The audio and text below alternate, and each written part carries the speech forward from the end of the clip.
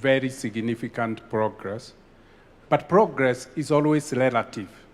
You only appreciate how far we have gone if you look at our age of 60 years relative to other economies and their age. That's how you really appreciate. But at the Vision 2030, the data was out there.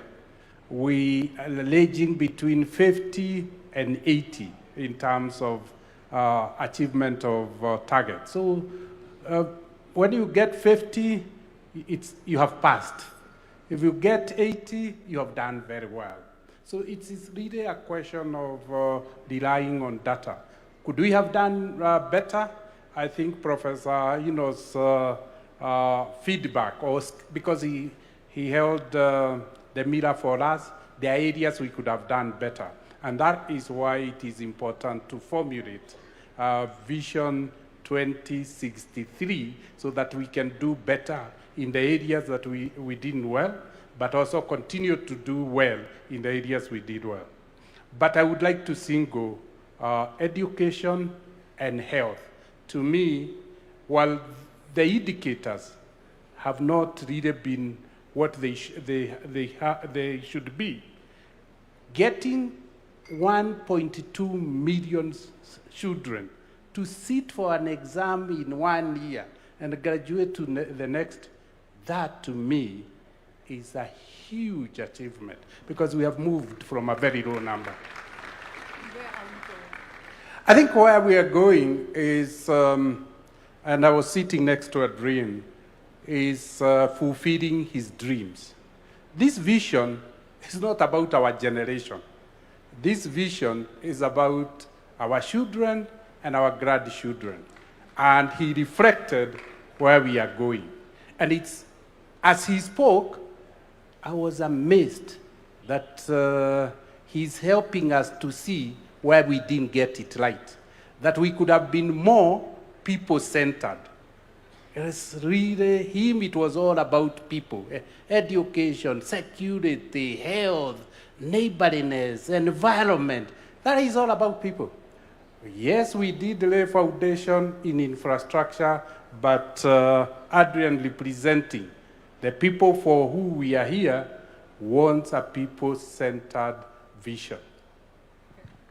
Very powerful, very powerful. Let me come next to you, Daisy. Tell us what you are most impressed with in terms of what we've achieved, and tell us where are we going. Let's try. Let's see if the mic is working. Okay, thank you. Try again. Just hold it. Thank you so much, Julie, and thank you for the opportunity to have this conversation. I think, and I'm going to speak as a woman, that in Kenya, I think we've made significant strides. I think the most important thing that we did for ourselves as a country was the promulgation of the 2010 Constitution that gave us the framework for inclusion. And when I think of, you talked about the 80s, and there are many things that people don't know about where women came from. I remember when we were in school in the 80s, a woman could not walk into a bank and open a bank account without the permission of her husband, if she had one, or her father, or a significant male other. Women were not seen as having personal agency. Today, women are at the forefront of economic growth, you know? So that's really significant. If you look at our history, where we came from in terms of political representation, it was a male-dominated field. Women who aspired to be leaders were considered somehow wayward because it was really considered a male domain. Today, we have women at every level of our governance, at the county governments, in parliament, in the cabinet. I see here we have 2 female governors of the 6 governors that we have in our country. So we're changing the face of what leadership and governance and power looks like. When you talk about indicators in terms of education, maternal health, in terms of economic growth, I think we've made significant growth, and we need to appreciate that. We look at all the hardware that's been there, the roads, the railways, and everything. But even in terms of income generation, I think we've come a long way as Kenyans. So somebody talked about, the young man talked about democracy, the freedom. You know, I really don't think we appreciate the kind of freedom that we have in this country. Angel sang about how Kenyans shouldn't insult their leaders on social media. The freedoms that we have in Kenya, the ability to be able to speak and express yourself, I think this is something that we take for granted because it's not available in many other jurisdictions, but in Kenya we do, and that's why I appreciate this conversation, because it's giving us an opportunity to be able to have a conversation and channel our energies towards talking about the Kenya we want to see beyond Vision 2030, but also to diffuse some of the tensions that are there, because we agree that we're having this conversation within a context of a lot of uncertainty in terms of employment, economic pressures, and all that. So there's also skepticism as to why is this conversation coming at a time like this, just a year before elections. But I think it's important that we have it now. That's why it's important that we have it now. So even the ability to be able to gather here together, to have that conversation, the president calling us as citizens to have a conversation about what the future of our country looks like. I think we've come very far, because usually it's always top down. It's presented to you as citizens, not calling you in to come in. Let's have a dialogue, let's reason together, and let's vision our country together. That's incredible. Thank you for that. I think it brings me to Betty. Let me come to you next. And, you know, we were at the forefront of a lot of dialogue over the past 20 to 30 years. And maybe one of the most important things about this country is the ability to sit together and listen to each other when we need to, in the most difficult moments. Let's walk through for you, what are you most proud of? And now as this country comes together in this discussion, starts this process, what's the realistic, process that we need to go through? And I think it will be discussed further, but this is not a short journey. This is, tell us what you see, and ideally, where do you want us to land as a country? Well, thank you. It's on, right? Well, thank you, Julie, and referencing how far we've come in this conversation about the future of the country. And like you, I'm actually very excited that we're having this conversation in this context, because we've had conversations about Kenya in the past, and it's not from the 60s, when we think about the futures work that was done by the NCCK. So Kenyans have been thinking about... We adapt. Sorry. Kenyans have been thinking about themselves. We gave ourselves a vision at independence. We gave ourselves the goal of eradicating poverty, disease, and ignorance. And therefore, we've been shaping our futures over different times.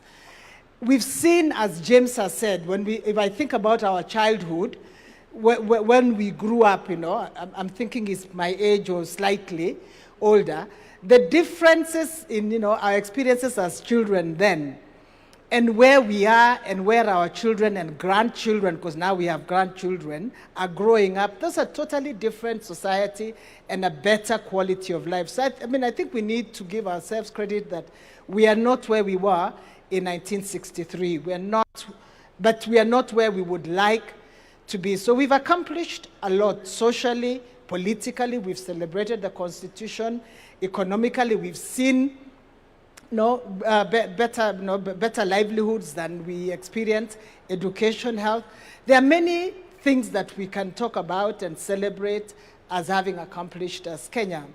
But we are also aware that there are things, we gave ourselves 80%. Somebody might be less generous, James, and say maybe we should give ourselves 70%. So 70 gives you an indication of how far you are. And Professor Hino has clearly told us, this is where you could be if you did different things. And I think when we now think about the future, we need to think about not focusing on the things that have worked. We like to look at buildings. We think development is capital projects, roads, which is true, it facilitates that.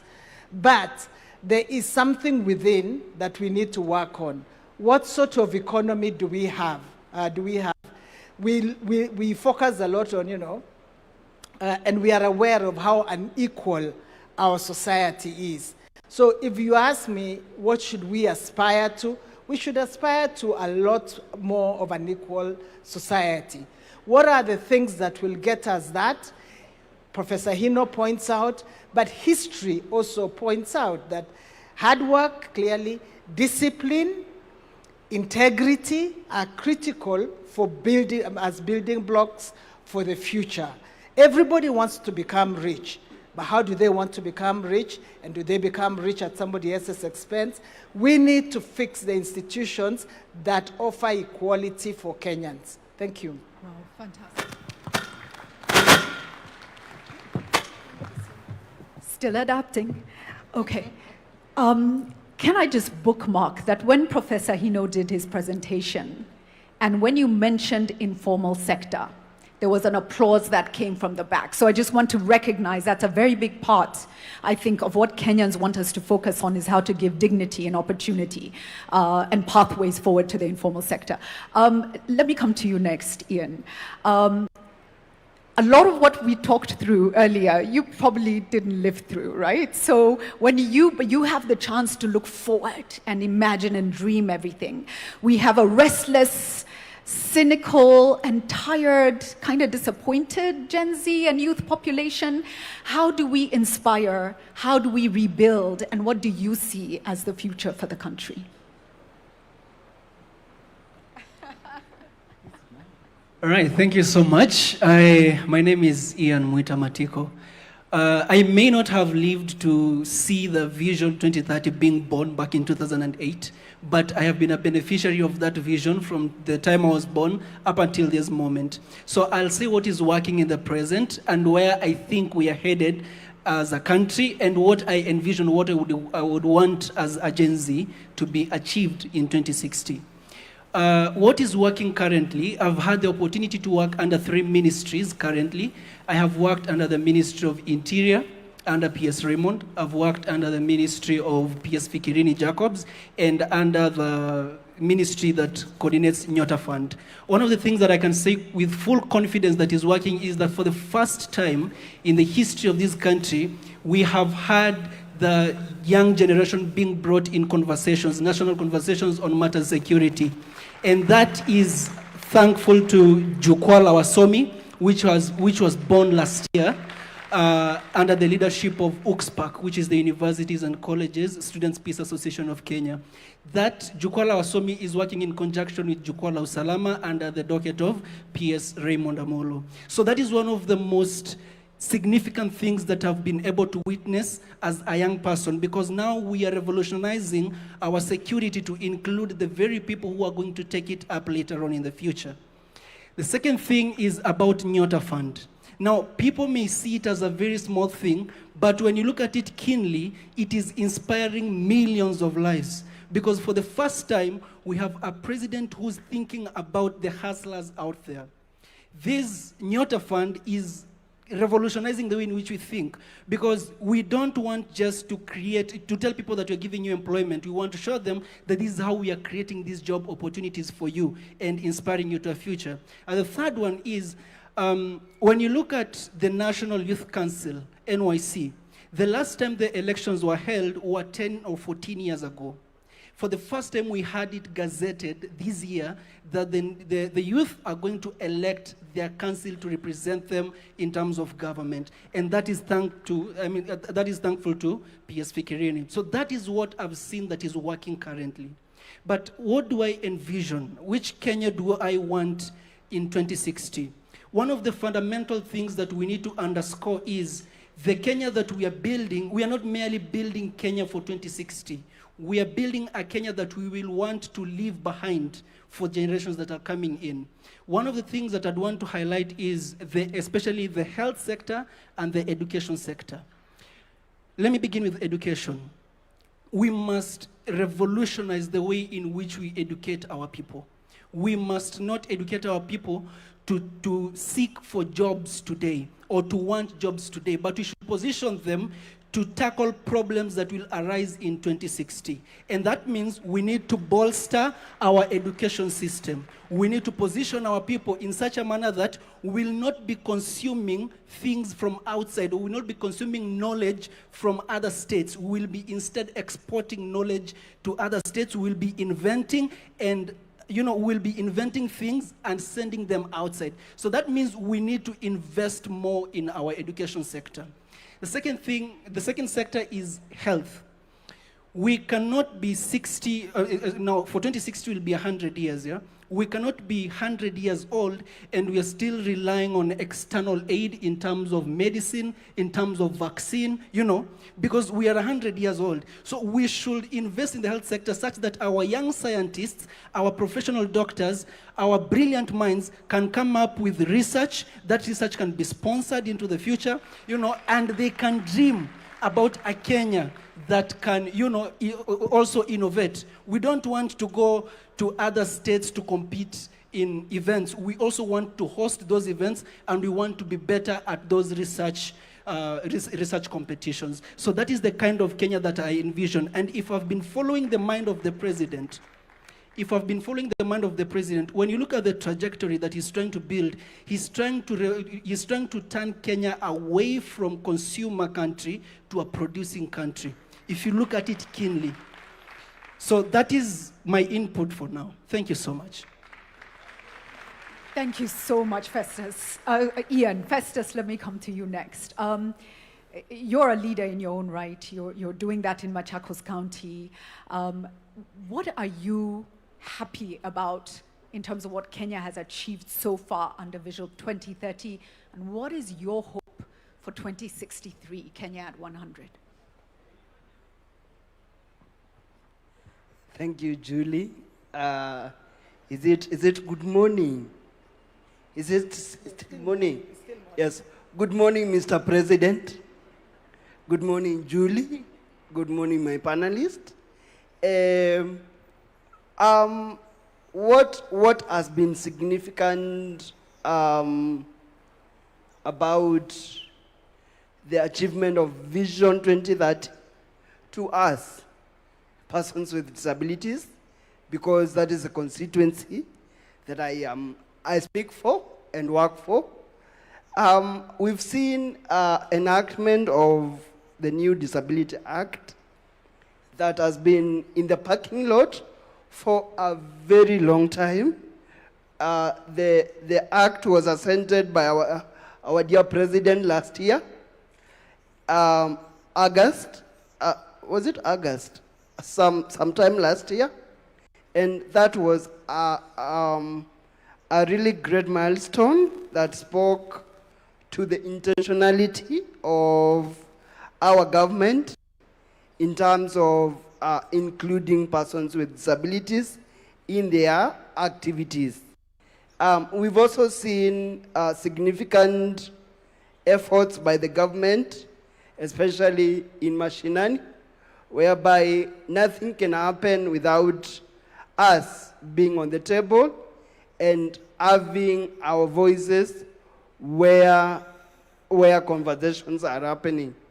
Kudos to the Ngao team and to the other government sectors like the judiciary and other parastatals of government. And the hope that I have, or the hope that I see is, number one, before I go to the hope, can I cite an oversight that I have seen? Because this is a conversation anyway. When we look around this podium, and online as well, we are missing a very critical accessibility format for those that are following online and those that are in this place with hearing impairment. It was an oversight, and I give it as a recommendation that next time that is looked at critically, because Thank you. this being a national conversation, then it ought to carry us all to the other side of the river. And the other observation that I have made, I'm moving to my hope. I have also observed that in most of our activities or our events, we are not intentional about including persons with intellectual disabilities. When I speak about persons with intellectual disabilities, is the people that we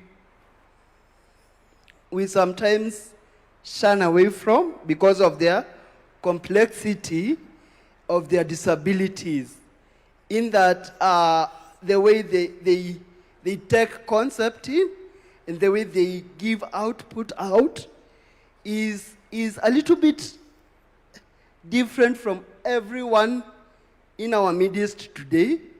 And I believe that is something that in our next roadmap, we should have an intentional way of targeting, really targeting persons with intellectual disabilities and those with autism.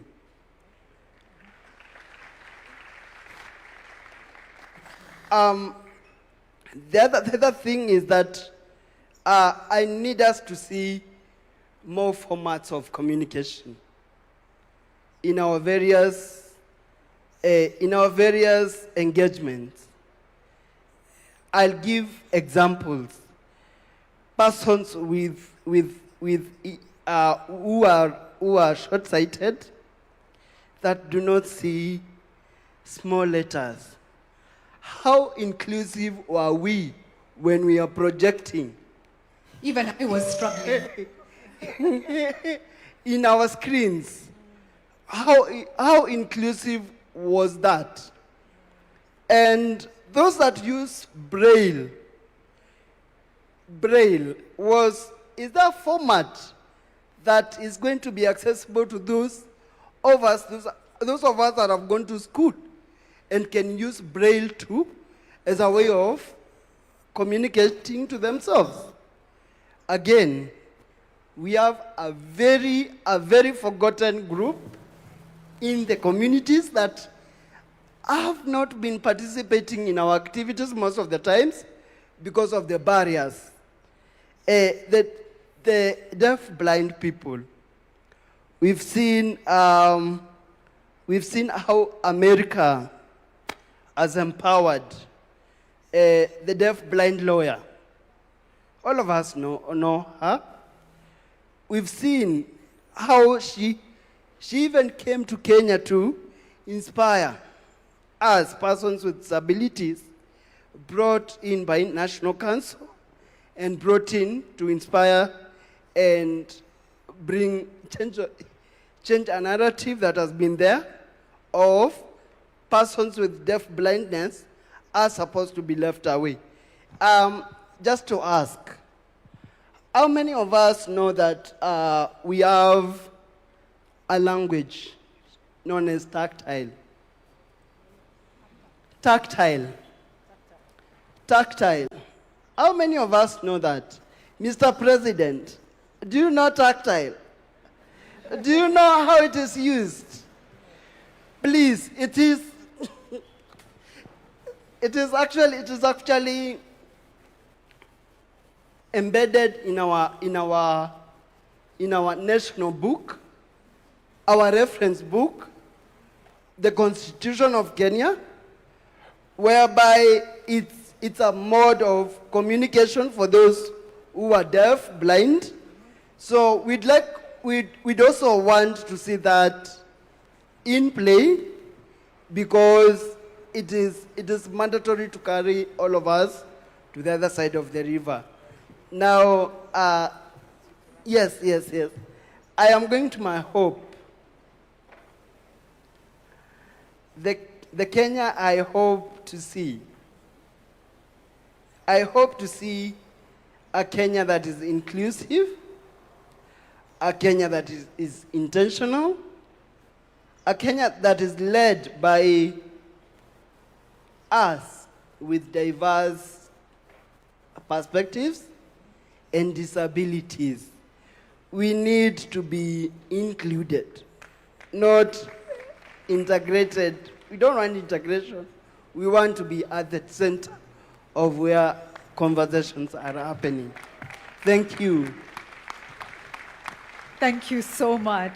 I think the humanity, even in how you started Festus, and you took a moment to recognize and greet us, and you've taken us through a comprehensive view of what's missing and where you need us to go. Thank you so much for that. I want to also just recognize, you mentioned somebody from a different country who inspired you, but we have our own in Kenya, do we not, who is a senator?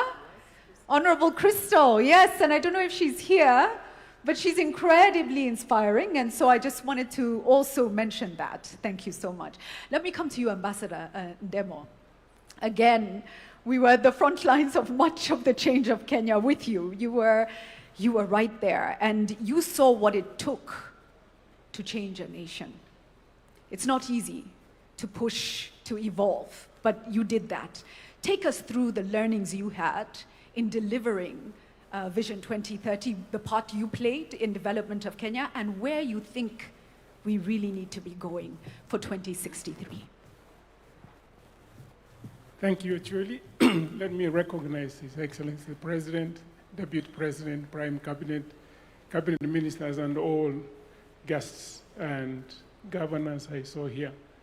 The question I have to answer it from the problems that I had before we saw the changes. When going to high school, I would board a bus and leave, and my mother would only expect to hear my voice when I came back. There was no communication, there was zero. To get a telephone, I'm sure Mwangi can testify here, it took so long to get, if you get anything like that. But the government invested in ICT infrastructure. This ICT infrastructure completely changed the way the world works in Kenya. A lot of young people take it for granted when they get their passport within 2, 3, 4 days. For us, it used to be 6 months, 1 year before you got the passport. There are so many other government services that have been digitized since that time. I think 100% of the government services are online. We are able to pay our taxes online. We are able to communicate online. We are doing several things online because of infrastructure. I'm emphasizing this because Hino also said, going forward, we must look at the infrastructure that will take us forward. Today, with the little infrastructure that we have in northern Kenya, a mother takes a smartphone on a child's chest, and through AI, they are able to identify the kid has tuberculosis. The nurse can do that. This is something that used to be done by radiologists and other things. We need to expand that throughout the country. And what I'm saying, what we need going forward from today is actually to build the future infrastructure for AI, because AI is disrupting education, disrupting health, disrupting agriculture, and that we need to have its own infrastructure. And because of geopolitical contestation, there is a problem that we must begin to solve now. That what every country is doing is to build their sovereign AI, but there is a problem which the president knows very well, energy. We need to have energy.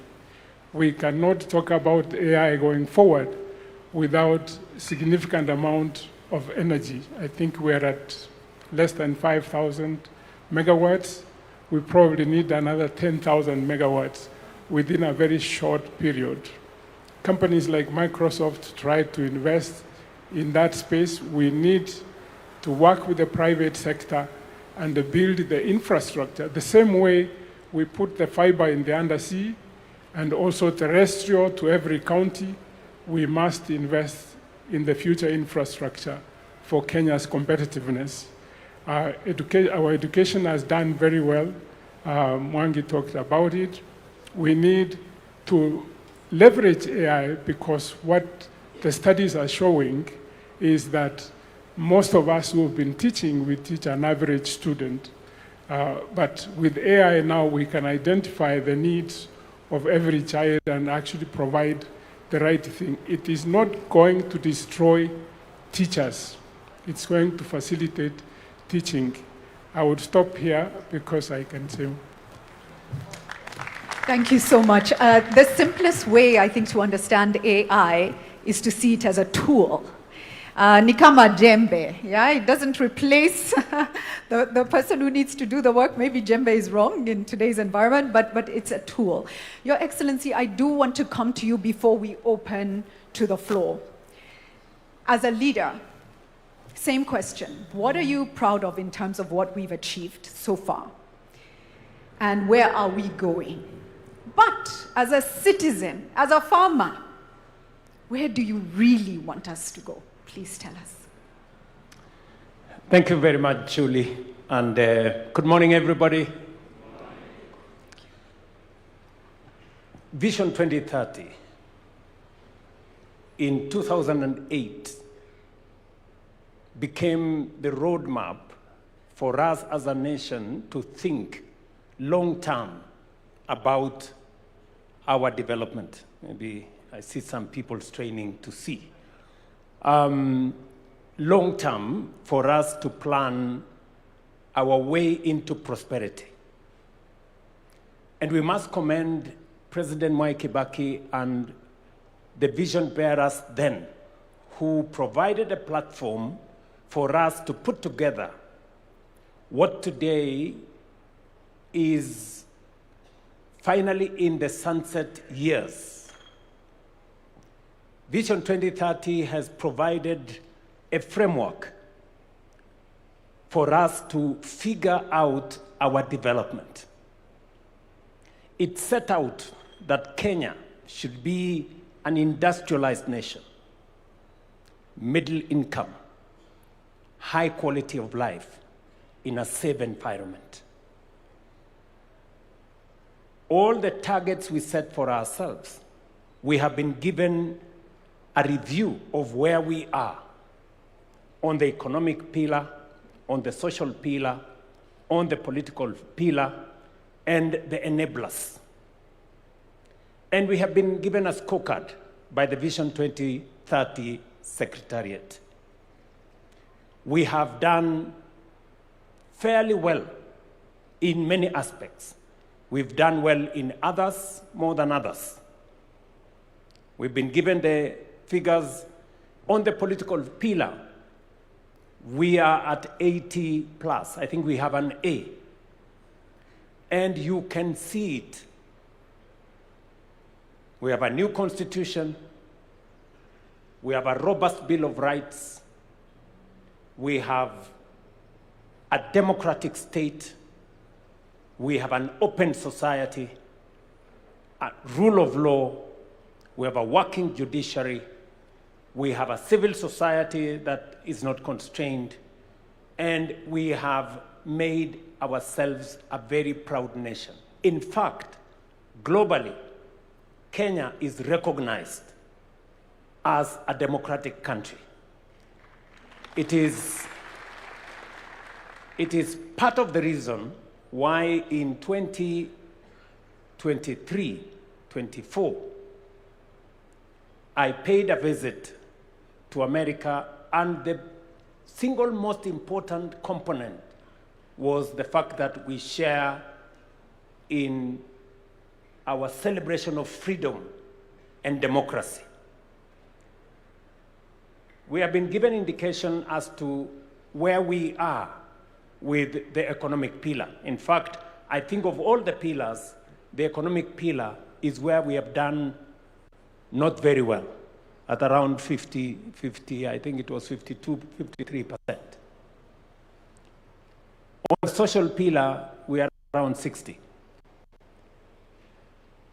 We have made progress. Today, we have significantly in our region, we've done very well in terms of paved roads. We have 20,000 kilometers of paved roads. We have a working SGR. We have an expressway. We have dualed some of our roads. We've extended electricity. We now have 10,000 homes. 10 million, sorry. 10 million households going to 11 million households connected to electricity. Our transition on education is significant. We have done very well. But why are we having this conversation? And I want to thank the people of Kenya. When I asked the country that it is time for us to have a national conversation about the long-term vision of our nation, we have been explained to why. Number one, Vision 2030 will come to an end in the next 3 years. Medium-term plan 4 is ending in 2027. For us to plan medium-term 5, medium-term plan number 5 is going to take from 2027 to 2032. Yet Vision 2030 is ending in 2030. So we need to have the longer-term vision for us to be able to plan medium-term 5. Reason number 1. Reason number 2, when we figured out Vision 2030, 20-something years ago, the world was much different from what we have today. Technology had not taken the space it occupies today. The advent of AI was not with us. We didn't have the serious effects of climate change the way we have today. We had a completely different situation. It is important that at this point in time, we give ourselves another opportunity to think about the long-term development of Kenya in the context of the world that we live in today. Number 3, when Vision 2030 was developed, it was developed before the new Constitution. The new Constitution provides us with a better and clearer framework on how to think long-term.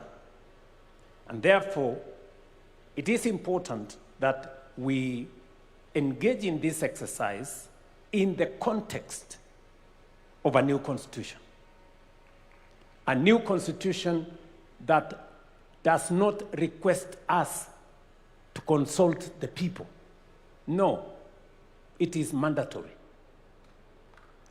The reason why you find in some cases many people do not understand, do not relate to Vision 2030 was because there was no public participation to the extent that we know public participation as provided for in the Constitution at the moment.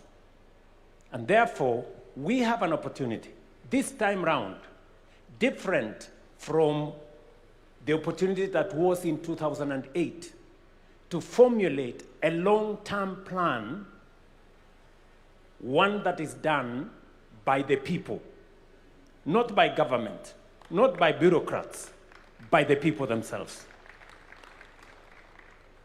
And therefore, we need to give ourselves the opportunity, and this opportunity that we have to think about Kenya long-term. We want to pick the minds of everybody, the farmers entrepreneurs, students, technocrats, everybody. Let them tell us what kind of future that we all want to think about. And nobody should assume that any one of us has the monopoly of knowledge. This cannot be, and I make it very clear, this is not a government project. This is a people's project. So Kenyans must prepare themselves.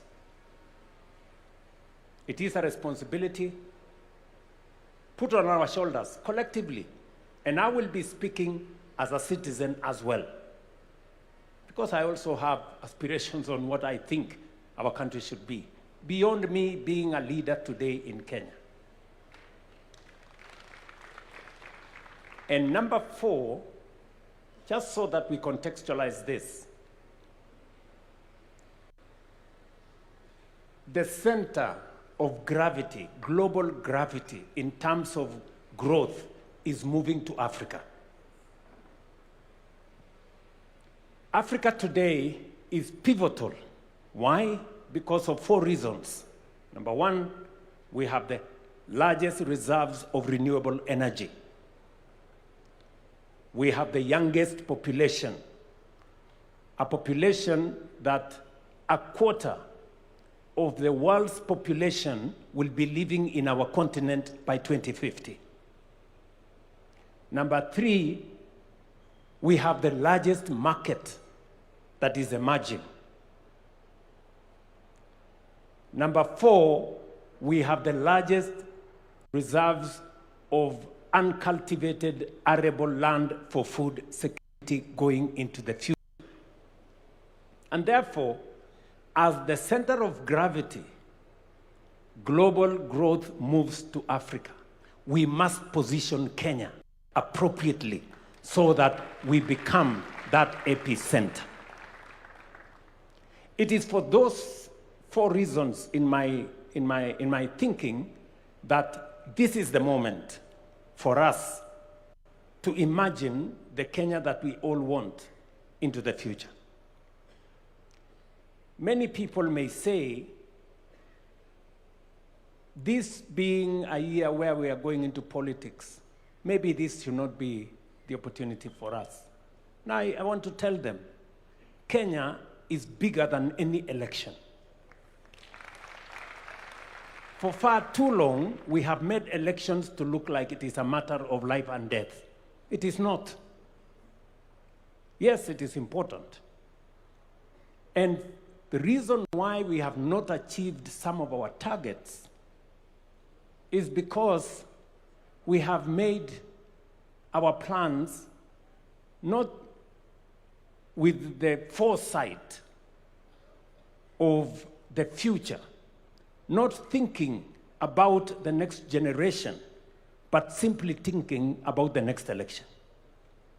And that is how we haven't met some of our targets. And I speak from a position of knowledge, and I speak from a position of experience. It's not always that you become a president of a country. I have the privilege to be the president today.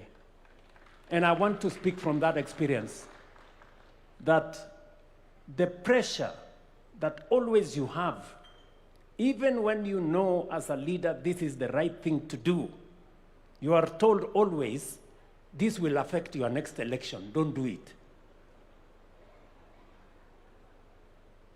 This will affect your next election, don't do it. Many are telling me, oh, you know, why don't you concentrate on the next election? Leave this thing, it can be done some other time. I'm telling them, the next election will come and go.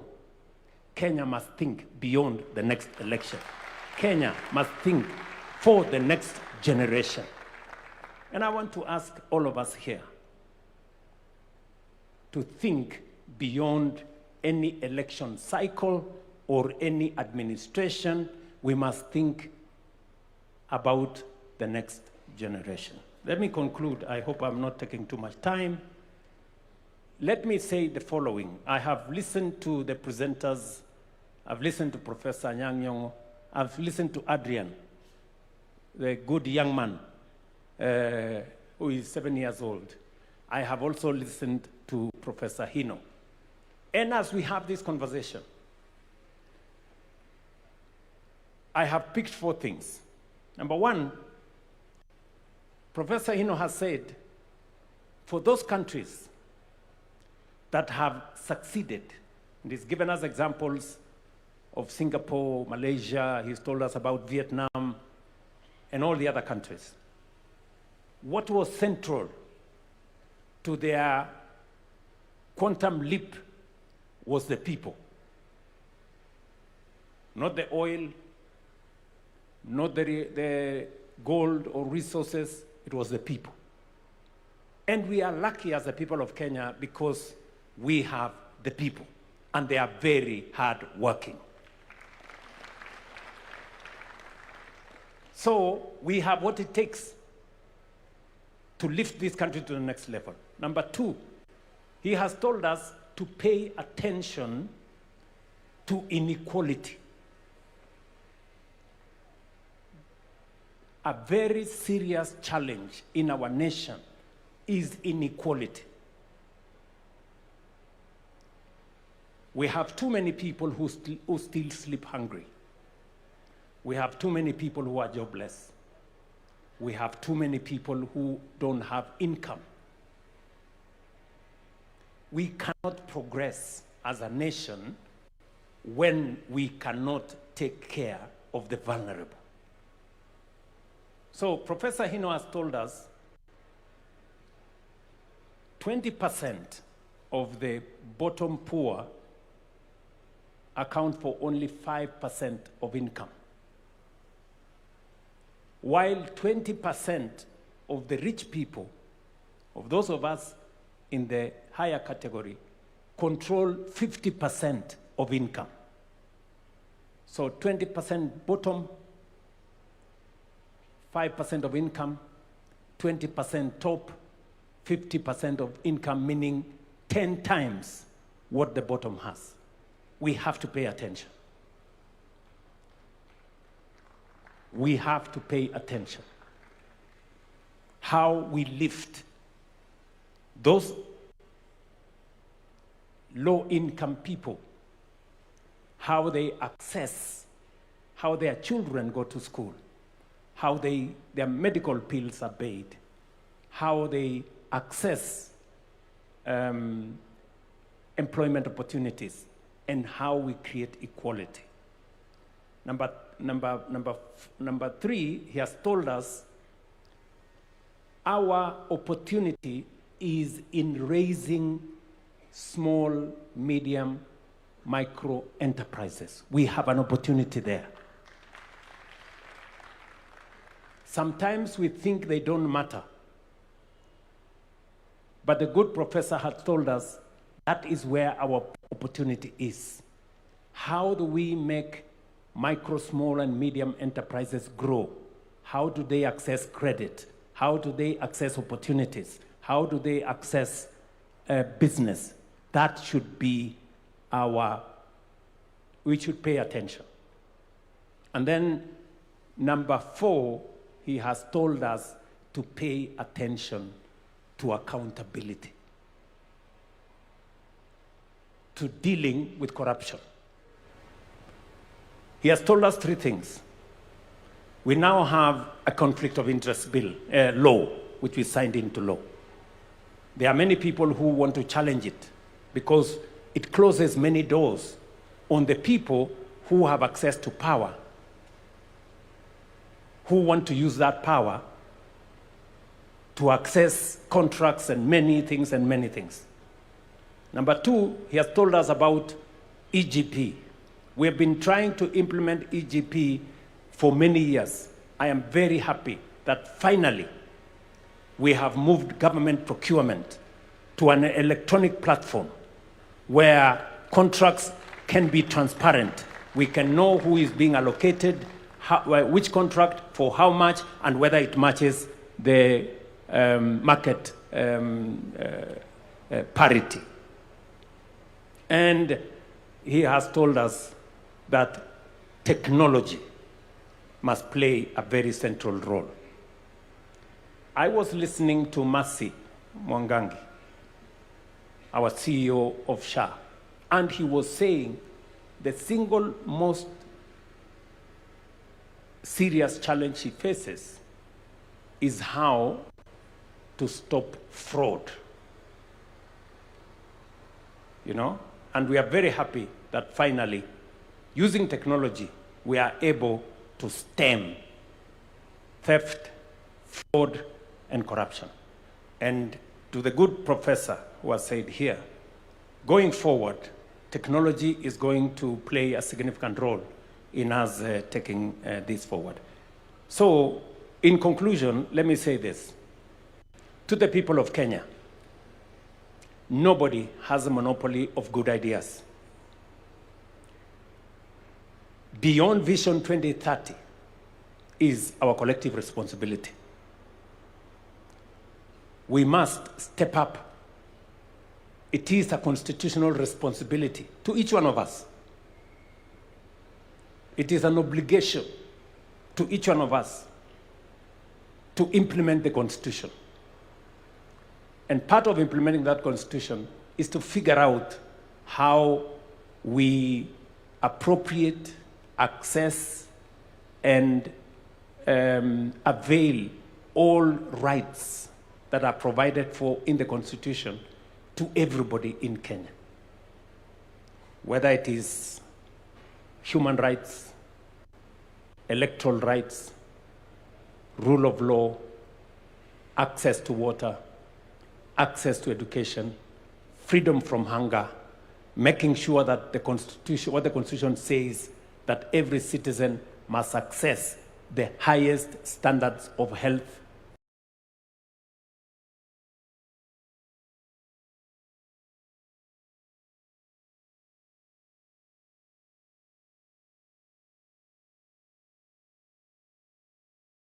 the highest standards of education, the highest standards of housing.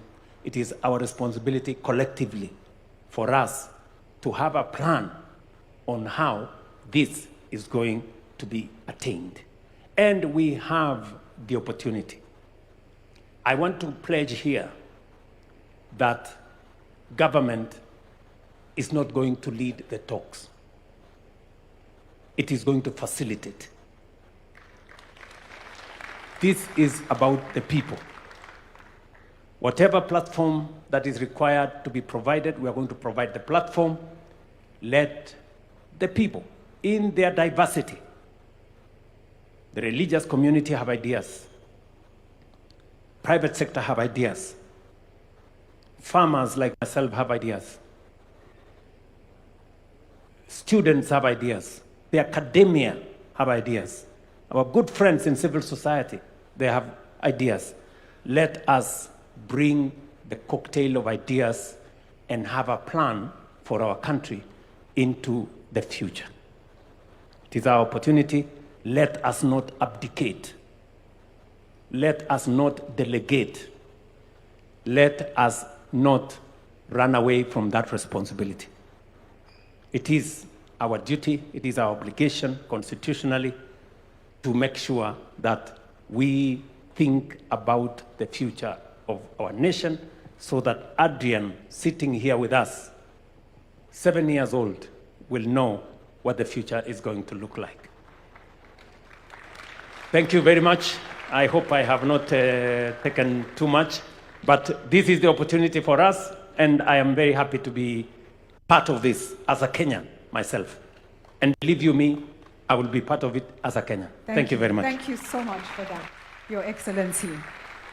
Thank you for the context. And Mark, just be on standby. I will be coming to you. That context is very important. We've heard that the center of gravity for growth in the world is shifting to Africa. The world doesn't want it to shift to Africa, but inevitably it is shifting. And African countries, through their strategic actions and positioning, will determine whether it shifts on the world's terms or it shifts on our terms. Kenya today, and Your Excellency will confirm, has been tasked with building an AU that is fit informing the build of an AU that is fit for purpose for Africa today and the Africa we want. Kenya is doing that. Yes, and it is important. Kenya today has been tasked by the world with convening around the issue of trust. The Trust Summit is being held in Kenya under the Ministry of Foreign Affairs, and the world is looking to Kenya to tell the world, what are we learning about how we rebuild trust in communities, in societies, between citizenry, with government? How do we rebuild trust? So Kenya has a responsibility to think deeply about where she is going for ourselves, but also for Africa. Does that matter to us? I hope it does. I hope it does. Mark, I'd love to come back to you now to take us round the room. Yes, I see Wananchi hands. We're ready to speak. Thank you. Thank you. Thank you, Julie, and thank you for those who... So I'll just start here, and then you'll pass it back to the lady right behind you, young lad. So crisp and short. Good morning, everyone. My name is Sean Karanja Kinyanjui. I'm an investment professional, born, raised, and living in Nairobi. I'm a portfolio associate at a Pan-African venture capital firm. So on a day-to-day basis, I get the privilege to speak to entrepreneurs across Kenya and Africa and deploy meaningful capital into their businesses. I give you this context because every day I get to see Kenyans and their talent and ambitions on a day-to-day basis and even back and support these businesses. But I also see a lot of strong ideas and entrepreneurs held back by gaps in capital, infrastructure, and execution as well. And so for me, a vision beyond 2030 is very personal because it affects the trajectory of my career in the investment space, fundamentally. It also affects the legacy that I leave behind for my family. I'll be not so old, but approaching retirement by the time 2060 comes about. And so I need to personalize these goals for you as my leaders so that you understand what needs to be done for me as Sean. I can't speak for everyone here, and the mic will go around the room, but I have 3 key goals that I need to achieve by the time I am 60. And the first one is to be a captain of my industry. I want to sit like James Mwangi here on the podium and say, I'm a global allocator of capital, that people can come to Kenya and say, where's Sean? Let's give him capital. And under this framework of investment that we'll lay out for 2060, I will be able to manage and deploy that capital into our entrepreneurs and spur our economies. But for that to happen in this plan, we need to make sure that there is predictable monetary policies, strong and transparent institutions, investor confidence, so that when someone says, I am domiciling my fund in Kenya, they're not scared that most of it will go away to punitive measures or lack of transparency or get lost entirely because there's no strong ecosystem to support the businesses they invest in. And Mr. President, I do agree with you. Fundamental to that goal of mine is going to be eradicating poverty, because businesses and the investors behind them are only as good as the income that the everyday Mwananchi has to spend on the products and services that these businesses offer. So that needs to be a thing. And Mr. President, just like you, I have a love and passion for agriculture. At our fund, we get to invest into agriculture products and projects across the continent. And I've seen the math, I've seen the data, I've seen the capital flows. And let me tell you, young people, agriculture is the way to go. We have the opportunity to become the food basket of the world. And one day I want to say that I want to step down from my role as the future James Mwangi and get into agriculture at scale. I want to become a farmer and export and feed the world. But to do that, the economics of farming in Kenya also need to work. Access to markets, logistics and transport, water, access to land, all of those need to work for that dream to happen. And my final dream, I just got married a month ago, and, and I plan to go forth and multiply. And so being a father, being a husband, being someone who raises a family in Kenya is core to me, because I need to make sure that my kids grow up in a meritocracy so that their education, their skill set, and the opportunities that are before them are what will open up doors for them not their last name, not where they were born, who they know. That's the kind of future that I want for my children. And I want to be old in my 60s, living in a Kenya that works, and one that I can be happy in, and I can say, najivunia kuwa Mkenya. Thank you. Over to you. All right, let me pass it over to you. And let's keep it short and crisp. And Sean, just as an interjection, 60 is not to grow old. There are 60-year-olds here who feel targeted by what you've said. But I get your point, young man. 60 is not old. We still have very young 60-year-olds here. So, tuendelee nalo. Keep it short. Good afternoon, everyone. My name is Achieng Masawa. I come from the great county of Siaya and a woman representative aspirant. I'm a social impact and enterprise-based consultant. I had a privilege to study in Israel and also study entrepreneurship in US through Mandela Washington Fellowship. I'm also a former student leader at University of Nairobi, where I represented gender affairs and also vied for chairmanship back in 2015. And as we sit here today, I am so grateful that this conversation is taking place. It has been so long overdue. I come from a county where we are the source that have been on the streets far too long.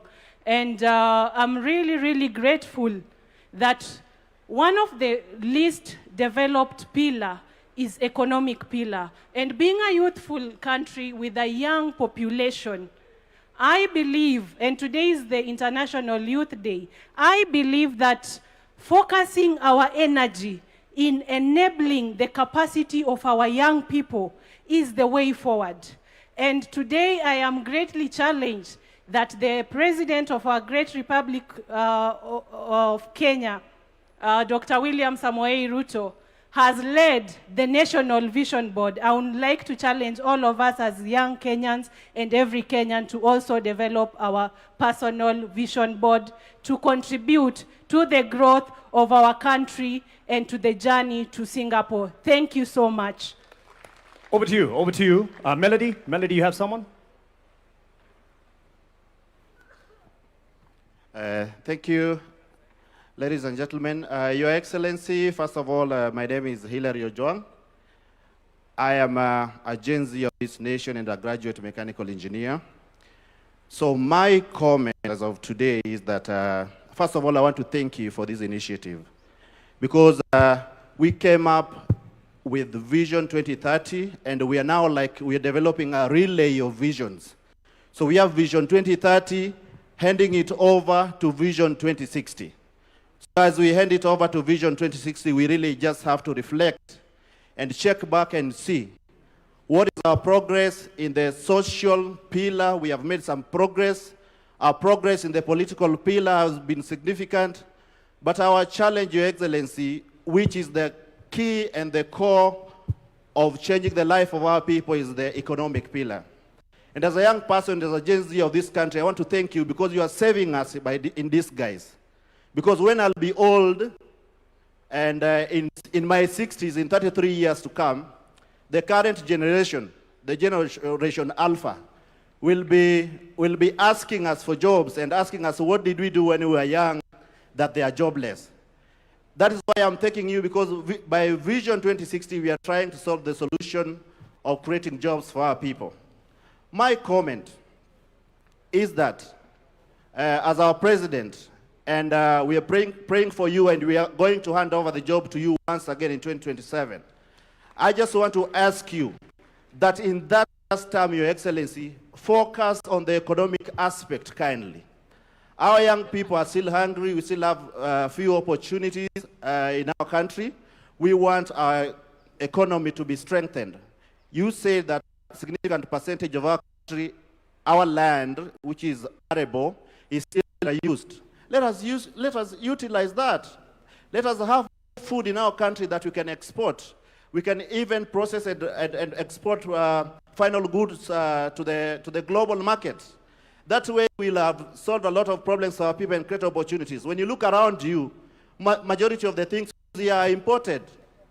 If you look at the speakers, the cars around here are imported. We will only empower our people if we can do much of the job here and export to the global market. Thank you so much, Your Excellency. God bless you, and I appreciate us for gathering here today. Asante sana, naona sasa kipaza sauti upande huu pia kimeruhusu. Kuna dada hapa, jitambulishe kwa dakika 10 nawe toa mchango wako. Before you hand over the mic, ningependa participate. And to me, Your Excellency, I will say thank you very much. Kama si wewe, vijana wewe kwanza. Your Excellency, remember I'm a clinical student from KMTC, student leader. Na pia hii angalia mahali uangalia wanafunzi wamemaliza course zao za KMTC, and pia Masi Mwangangi angalia mahali hawa watoto pia. Tuangalie sisi wanafunzi wa KMTC, please. Hello. Before he just adjourns it, I'm Brian. I'm the founder and CEO of B Malsons. I just have one review to just ask. We've been actually trying to say how are we going to create more jobs. Currently in Kenya, we have almost 11,000 startups.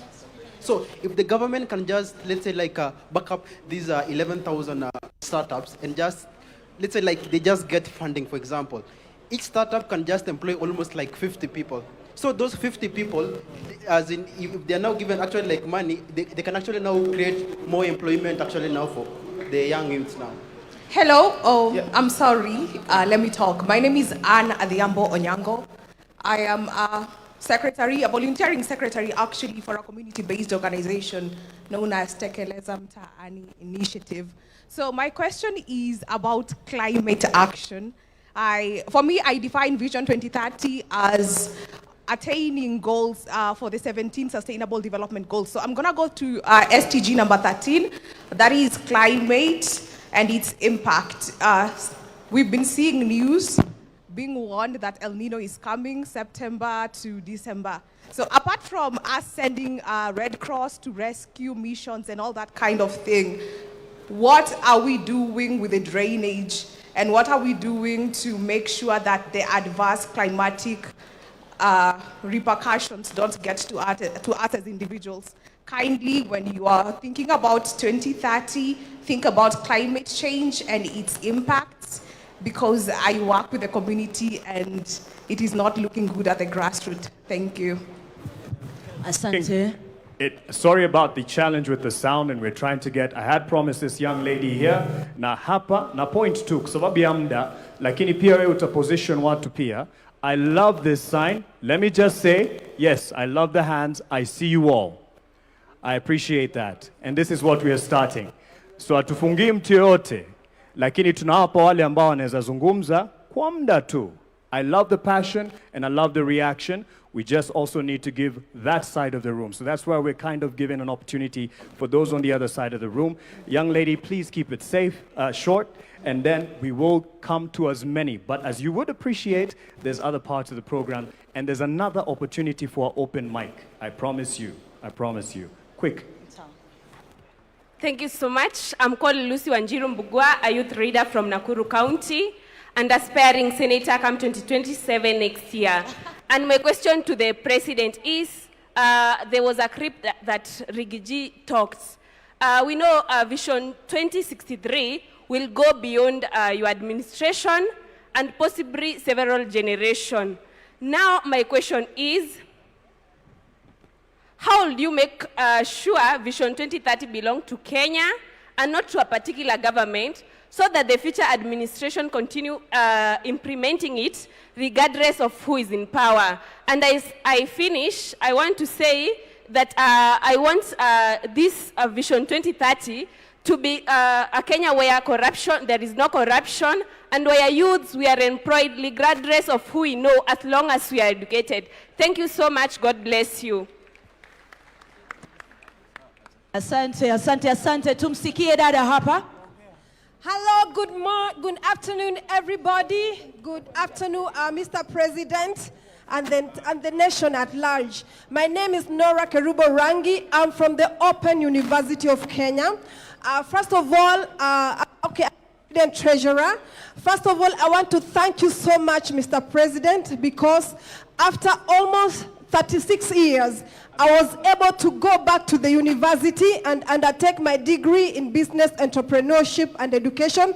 I was just watching you on a television set like this, and you were inaugurating Open University of Kenya, and I saw the opportunity, and I wondered, how doesn't Kenya know about this opportunity? Open University of Kenya is an online program where you learn from anywhere in the country, in the world. Continue with your business, continue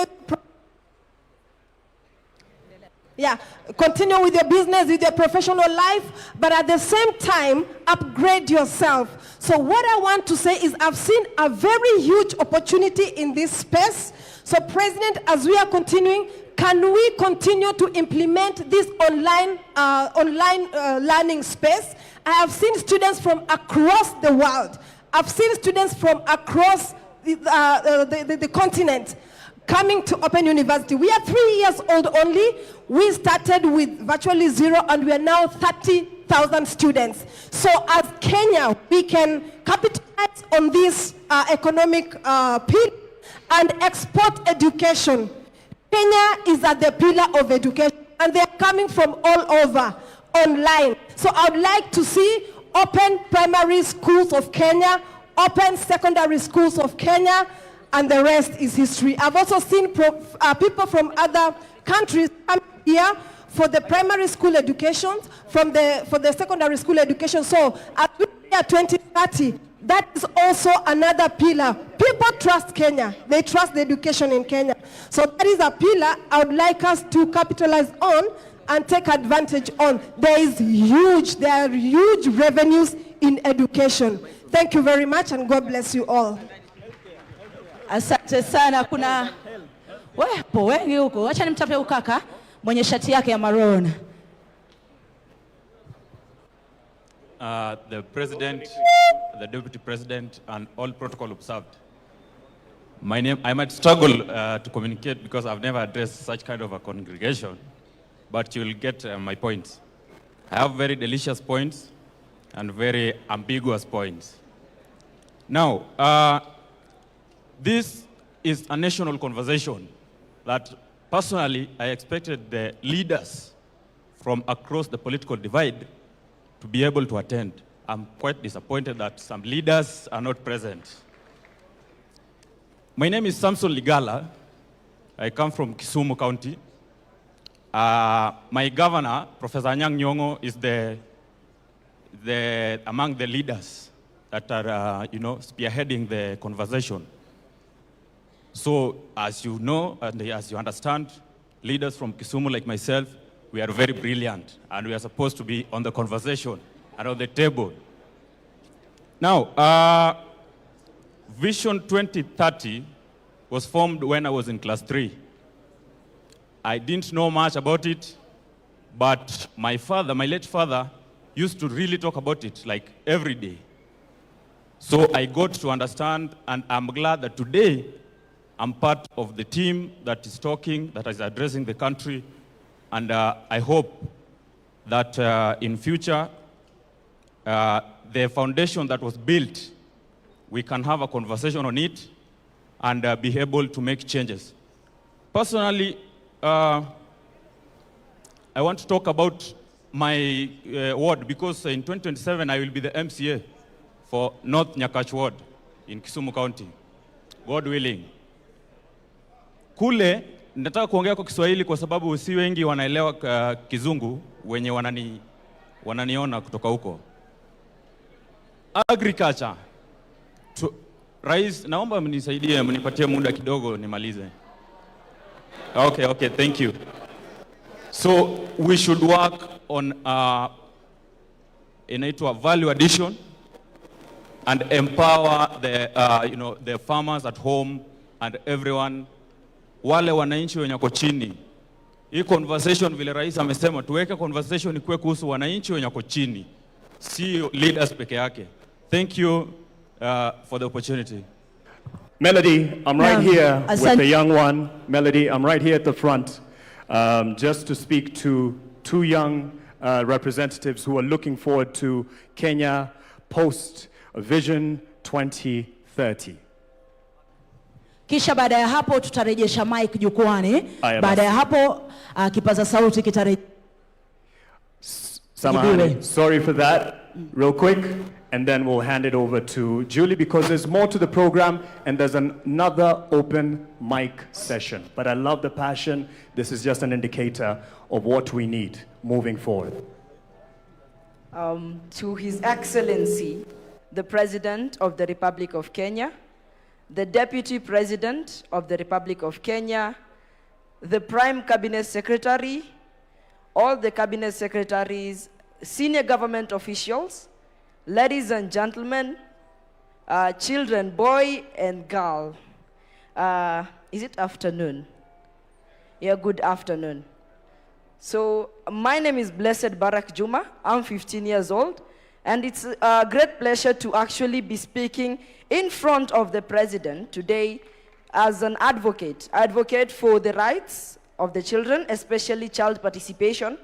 And first of all, I would like to thank the President because I would say he's really considering the children because of bringing up the first State Department of Children's Services in Kenya.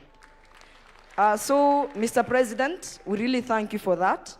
And I would like to also thank him for this vision 2060, beyond 2030, because as of 2060, I'll be 49 years old, and hopefully, God willing, if all of you will be there, all the children, they'll give me an opportunity to be the President of the Republic of Kenya.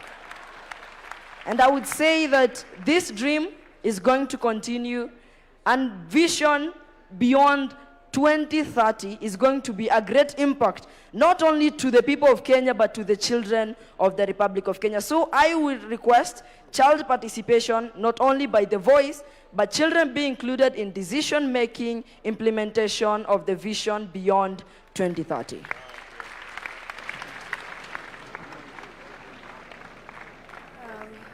Good afternoon, everyone. I really thank the Government Delivery Unit for inviting us to this conversation. So first of all, I'm going to go to the Agenda 2060.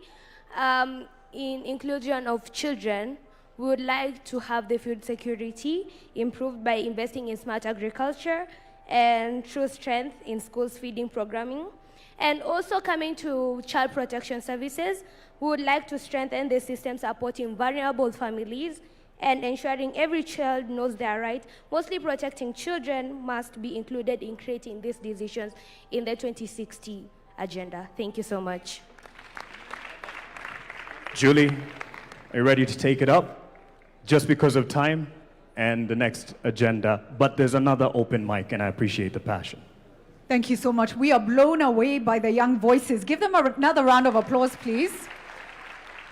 And it's a reminder that actually very often our young ones are smarter, faster than us, but we still, as Wazir, have a few things to share and teach you, but this kind of dialogue is so important. Thank you. I know James wanted to talk to the young man, Sean. I think you will get a chance at a conversation because I must wrap up now. Let us give a round of applause to the panel as they take their seats. Sean, look for James. He wants to talk to you. So yes, thank you. Please take your seats. Panel, thank you so much. A better round of applause, please, for them. Please, please. Please. Ladies and gentlemen, as I close and hand over, we talk a lot about Singapore. And Singapore did many big things. But Singapore also did some fundamental, simple things. I want you to Google Lee Kuan Yew talking about the change. One of the things he stopped in Singapore was spitting. To transform Singapore, he stopped the culture of spitting. And they were very angry because they were passionate. They said, this is what we do, we spit. He said, you will stop spitting. And they stopped spitting. Another thing that he did was language. They all had different languages. Sisi tuko na Kiswahili. It's wonderful. They had different languages, and he told them, we shall speak the same. Pende, usi? Pende, we shall speak the same language. And I want to close by saying, as we have these conversations about what we want, part of what we want is individual responsibility. Mnatupa takataka, alafu mna complain. Mnauliza governor kwa nini? But if governor also is responsible for doing certain things, but we as individuals take our personal responsibility. If you throw something on the floor, ni nani, unataka nani to pick it up? So Kenya, let us rise, let us rise, let us rise. Thank you. God bless you. God bless Kenya. Thank you all so much. Thank you. Thank you, Julie Gishuru, my senior in the profession, and actually the one who held my hand to get into the newsroom back in 2008. The reason I bring this out, it's a process and a journey of holding someone else's hand and taking them to the future. And I appreciate those who've actually grabbed my hand trying to get the mic. Your view or your opinion is not any less than any other, and it is just in the interest of the agenda that we have. I see your hand, sir. I see your hand, that we have something called a hack at 100. There's another open mic session, and I appreciate the passion, just to be able to accommodate those who prepared, something that we can envision in terms of the digital capabilities of hacking a future beyond 2030. And for that, I'd like to call on Bernard and Mika and team, tafadhali wakijiunga nasi hapa mbele, tafadhali tuwape makofi. Bernard and Mika, hack at 100. How can we hack this? We hack Nairobi every time we are moving around with traffic. When someone told you how they got somewhere, ulisema uli hack traffic by taking a boda. Vijana, halo, halo. Halo, halo. We are here, we are building the future. I'm not feeling the energy. Vijana, halo, halo. Mr. President, halo, halo. Asante sana. When I say future yetu, tunasema tuko ready. Future yetu? Future yetu?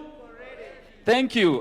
We need to have the energy so that Adrian, who spoke here so well, can feed off our energy. If we are building the future where everyone is bored, there is nothing to build. So, by the way, we are live on all platforms. We have a lot of creators who are live on X, Meta, Twitch. There's a Matatu parked outside, 2 of them. They are streaming on all platforms. So Hack Kenya 100 and Beyond Vision 2030, hackkenya100.com. We are live. Go online. We'll plug you with all the latest updates. Your Excellency, Dr. William Ruto, Your Excellency, Deputy Kithure Kindiki, thank you for organizing this session. And all protocols observed. And I have to say, Vision 2030 is the only foundation or structure that got me out of a village in Keroka, in KICC, and took me to Alliance High School. Hashtag, I went to Alliance.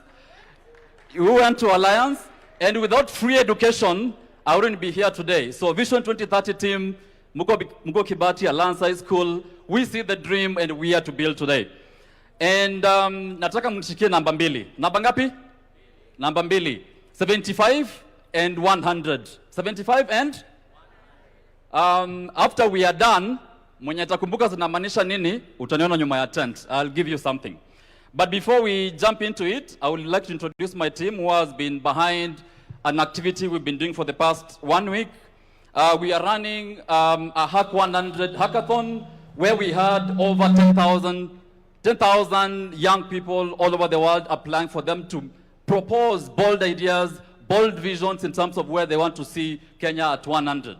We had applications from San Francisco, California, Frankfurt, Shenzhen, all over the world, because everyone wants to be part of building our future. So I would like to introduce my team, starting with Kevin, and we can jump into the next 15 minutes or so to show you what we have. Kevin? Thank you, Bernard. My name is Kevin. I work with young people to help them articulate their ideas and their passion so that they can be understood by people who want to build them out, invest, and I'm here to do strategy and coordination. Hello everyone, my name is Shannon Oduor. I am an advocate of the High Court of Kenya. I'm representing the legal team on this Hackathon 100.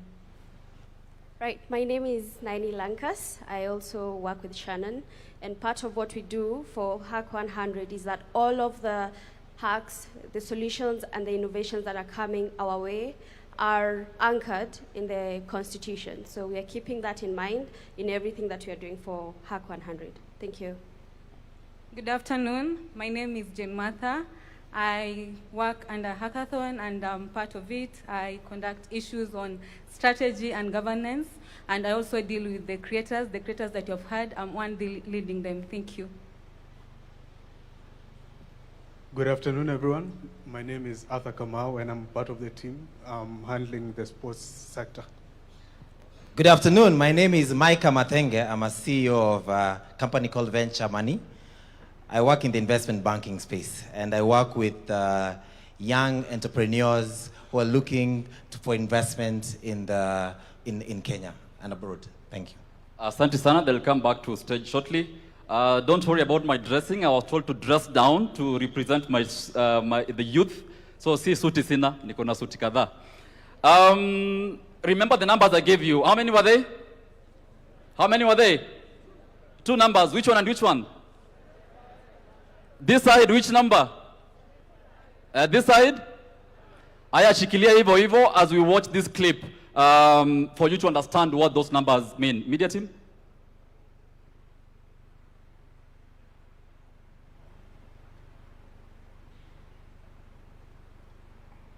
The audio is missing?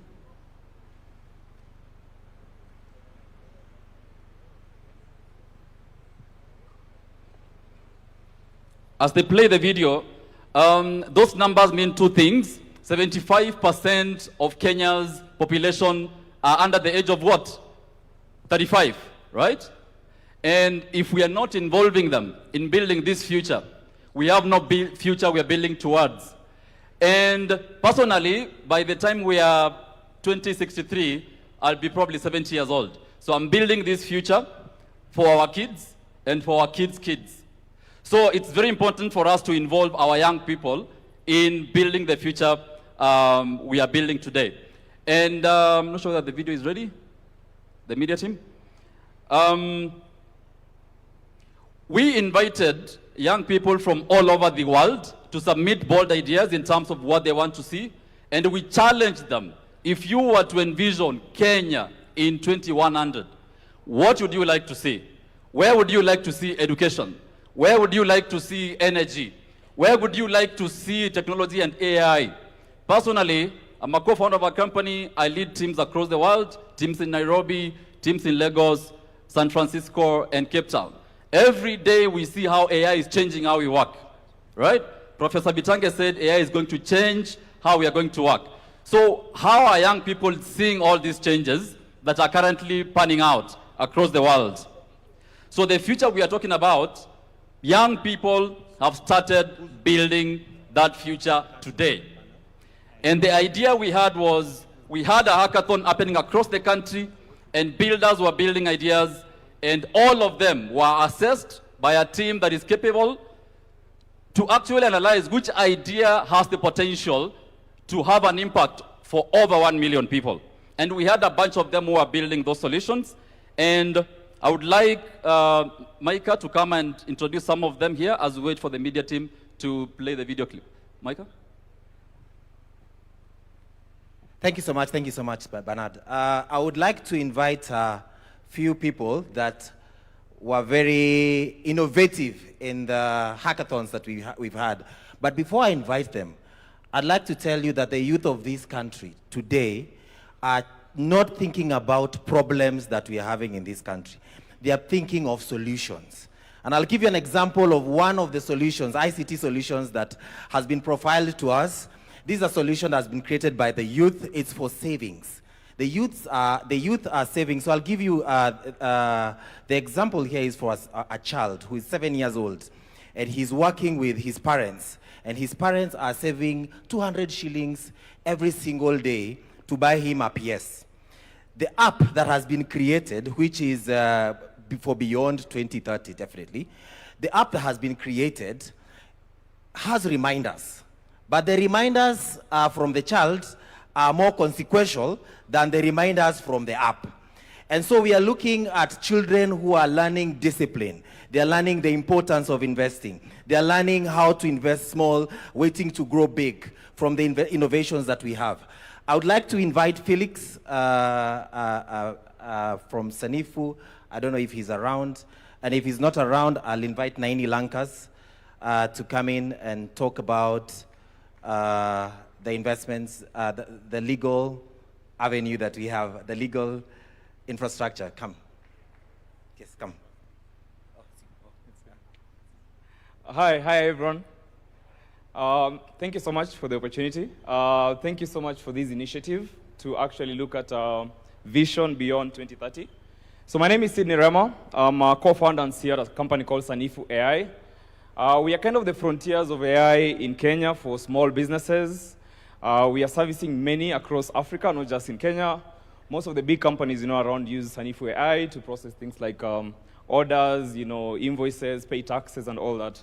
So I think for today, beyond 2030 for us, what we are looking at is we are enabling a new digital economy. We're enabling a new digital economy. Sanifu has the capability to enable young people who don't even have any coding skills to be able to actually build data applications by just describing it, which means we are seeing more people opening AI agencies, servicing businesses that have never accessed AI before. And one interesting thing you'd actually note is that, yes, we do have all this conversation about AI, but I don't think people really conceptualize what's happening. And I say this as let me say as an ex-user. You always have people saying, hey, these are things that are happening maybe in the US and other countries, but they don't really conceptualize what is actually happening. And I would like to suggest something. Maybe the team or the task force that is planning towards Beyond Vision 2030, if there's one single investment that will actually make, that will significantly change the country or significantly change the future of the younger generation right now, is deliberately investing in training in AI and technology. You can build all the roads in the world, that's good. We'll build the roads, we'll build the infrastructure, but if we cannot stimulate the young people to actually understand how to quickly adopt AI and technology very fast, I don't think we'll actually have the leap that we're expecting. And I'll give you a good example. A few years back, we were doing charity in different children's homes where we were issuing computers that are old from, all these government offices. And we were training kids as young as 5 years, 7 years, 8 years old on how to use basic computers. And you'll actually be surprised what kind of applications they're able to build by the time they're 13. So yes, I think that is one ask. The second ask, allow me, the second ask is I've built startups for the last almost 15 years. And I'll tell you for sure, we always feel alone. I've raised capital from some of the biggest investors in the world, but I see so many startups dying every single day. I see startups that are actually building not just for the Kenyan market, but for the African market as a whole. They die every single day. There is no proper structure for support. There is no investor incentives. There's a lot of changing policies that are making investors not want to invest in us. And I can tell you for sure, if you really and truly want to invest in the young people, think about tech and AI. And don't think about it in terms of suggestive, hey, schools teach this and this. No, mandatory. Make it a mandatory class. Make it a mandatory class across the entire curriculum, essentially, for that. That's my 1-2. Thank you so much. Thank you so much. Because of time, the media team, you can play the clip in terms of how the young people want to see the future that they want to build today. Things that Sydney and the team are building, we want to see how do they look 100 from now. Now open them. This is Kenya at 100. And it begins in our classrooms. Every child learning, creating, and dreaming with a world-class education made for them. A nation of builders, cities dreamed by our own people and raised by our own hands.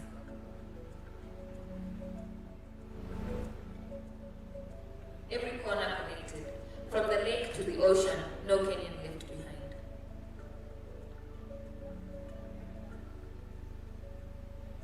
Powered by the brilliance of our young people, the 75%.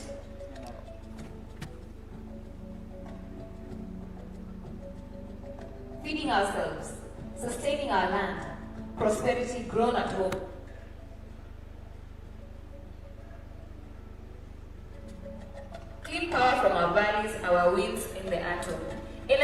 never runs dry.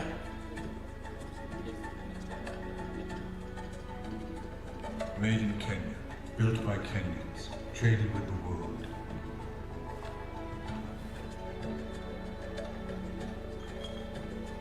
Our wildlife protected, our heritage alive, the world welcomed as family.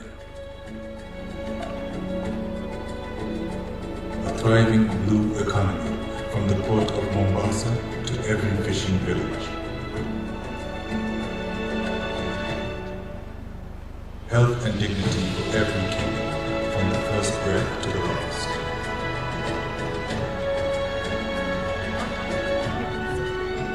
But this future is not a promise, it is a project, and it begins today with you.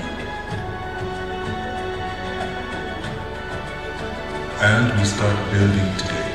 A time capsule travels across all 47 counties, awakening builders and dreamers. Your ideas, captured and preserved. The boldest go into development with seed financing ready. Kenya 100, future yetu, tuko ready. Future yetu? Future yetu? Now you understand the concept of the 100 and the 75, right? Very good students. In this presentation, you've seen a time capsule. Have you seen it? So this time capsule was conceptualized by the over 10,000 young people who applied for these ideas, and it will be flagged off by the matatus we have. There's a time capsule there that will be going across all the 47 counties to collect views, to collect ideas from the young people so that they start building. And there is available financing of at least $1 million shillings per the bold idea that will take Kenya to the next level. I would like to invite Kevin to slightly talk about the capsule, then we finish up. I am a beneficiary of the friendship of Alliance High School alumni. Bernard drags me into every room that opens up for him. So I am very grateful to Alliance High School for that friendship that they extend to people. My young creators also tend to speak very quickly, and so I get the work of explaining things a bit carefully because we are required to bring everybody along. So will you allow me to do that? So what didn't land before the video happened is a website that has been created by this able team. The website is live as we speak, hackkenya100.com. This website is being populated and advertised by a group of young people who you may not have met because they are in the far end where there are two matatus. Now, what is happening, many people who are picking up the mic, they are addressing His Excellency. What these young people are doing, they are saying, Your Excellency, we have a solution to help because the government cannot create jobs for everybody. And in our presence, we have a 16-year-old who has already announced his intention to eye the same seat. So young people who are in our midst, we must quit asking the government and we must start building solutions. And what this team has done, they have provided a website where if you see a shortcoming in any service delivery, propose it as what they are calling the hack. Are we together so far? So, you would be saying, Your Excellency, we have provided a hack. Can we get funding for this hack? Now, these ideas are not limited to Kenya. I need you to know we have a community of over 400,000 Kenyans in the diaspora. In the interest of time, I may not go through all of them. So the hack involves how can we interact with Kenyans in the diaspora? We have very many Kenyans who, many years, we've been exporting our brains. We export our brains from Nyeri, from Kericho. We export our brains everywhere. Somebody said when you're in front of the head of state, there is heat. The heat is acting on me. Allow me to gain my composure. Aya, sawa. So now what is going to happen is that there are communities of Kenyans in the diaspora. How are we connecting with them to link up with them and solve these solutions? Because in our interactions with Kenyans in the diaspora, they want to come back to Kenya, isn't it? You know Kenyans in the diaspora want to come back to Kenya, isn't it? What will they find? They will find these businesses that they need to expand. And so if you are in our midst and you're following us, that is what Hack 100 is about. Allow me to do the second bit of explanation, which my team did very quickly. And I will use a visual aid. Why? We must bring everybody along. Are we together? So they mentioned Hack 100, and then they said there is a capsule. So we carried a capsule to be able to explain where the idea of the capsule came from. So a capsule is this shape, and I know it is small. So we carried a bigger one so that we bring everybody along. So this capsule is going to go everywhere where Kenyans are so that you can put your ideas in it. So I'm going to open this capsule. So this capsule is going to be the conversation builder amongst young people. Instead of begging the government to do things, what ideas have you put in this capsule so that when we reach your location, we can unpack the contents of this capsule. When this capsule goes all around, we will preserve our memories, we will preserve our aspirations, and it is proposed for these ideas to be preserved, and hopefully when we celebrate Kenya at 100, it will be opened to see, did we make it? Did we not? Was the dream achievable? Thank you very much. Thank you so much. The capsule is way bigger than it is, and it's outside the matatus. Thank you, Your Excellency, and that is all the time we had.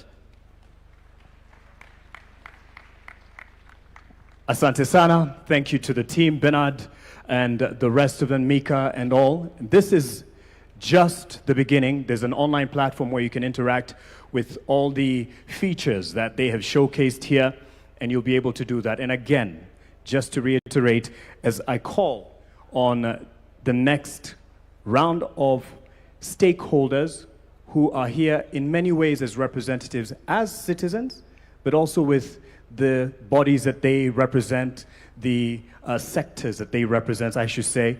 And as we do that, as we set up this particular sitting for them, I'd like to call on the Deputy President. Deputy President, Professor Kithure Kindiki, if you may, because just as a quick word, because in this conversation as we move forward, we are looking at where do we go from here? How will different stakeholders engage in the national conversation? So we do have representation from a Kenya Association of Manufacturers. We have from the National Securities Exchange. And just as well as someone who has seen the journey over the years with the previous administrations, much as what we are charting forward is going to surpass and go beyond just particular governments. But we have seen the contribution of the previous government to the Vision 2030. That was led by the late President Mwai Kibaki. That was led by President Uhuru Kenyatta. And now that this particular leadership has contributed to in bringing success to Vision 2030 and pushing it forward. So how, in your view, you would say we have an outlook to build beyond Vision 2030, just as we set up this stage, and I'll call on those stakeholders to come up and speak. Just as the President gave a quick word here, karibu sana to the Deputy President, Professor Kithure Kindiki. Tumpe makofi tafadhali. Wakenya hoye! Wakenya hoye! Mheshimiwa Rais, nimeulizwa ya kwamba kwa dakika 3 niseme hatua ambazo serikali imepiga katika kupeleka Kenya mbele na ruwaza ya kuboresha maisha ya Wakenya ili tuwe kati ya nchi zilizoendelea katika siku za usoni. I am proud to report on behalf of the government of Kenya that the last 4 years, under the leadership of President William Ruto, we have been able to do a number of things. And I want to highlight some of the steps that we've taken as a country in taking the development of our country forward from where President Ruto found it. Number one, this administration has been able to stabilize our economic fundamentals that underwrite our long-term development path. The pillars of development, agriculture, industry, business, enterprise, and so forth, infrastructure, must rest on strong, stable economic fundamentals.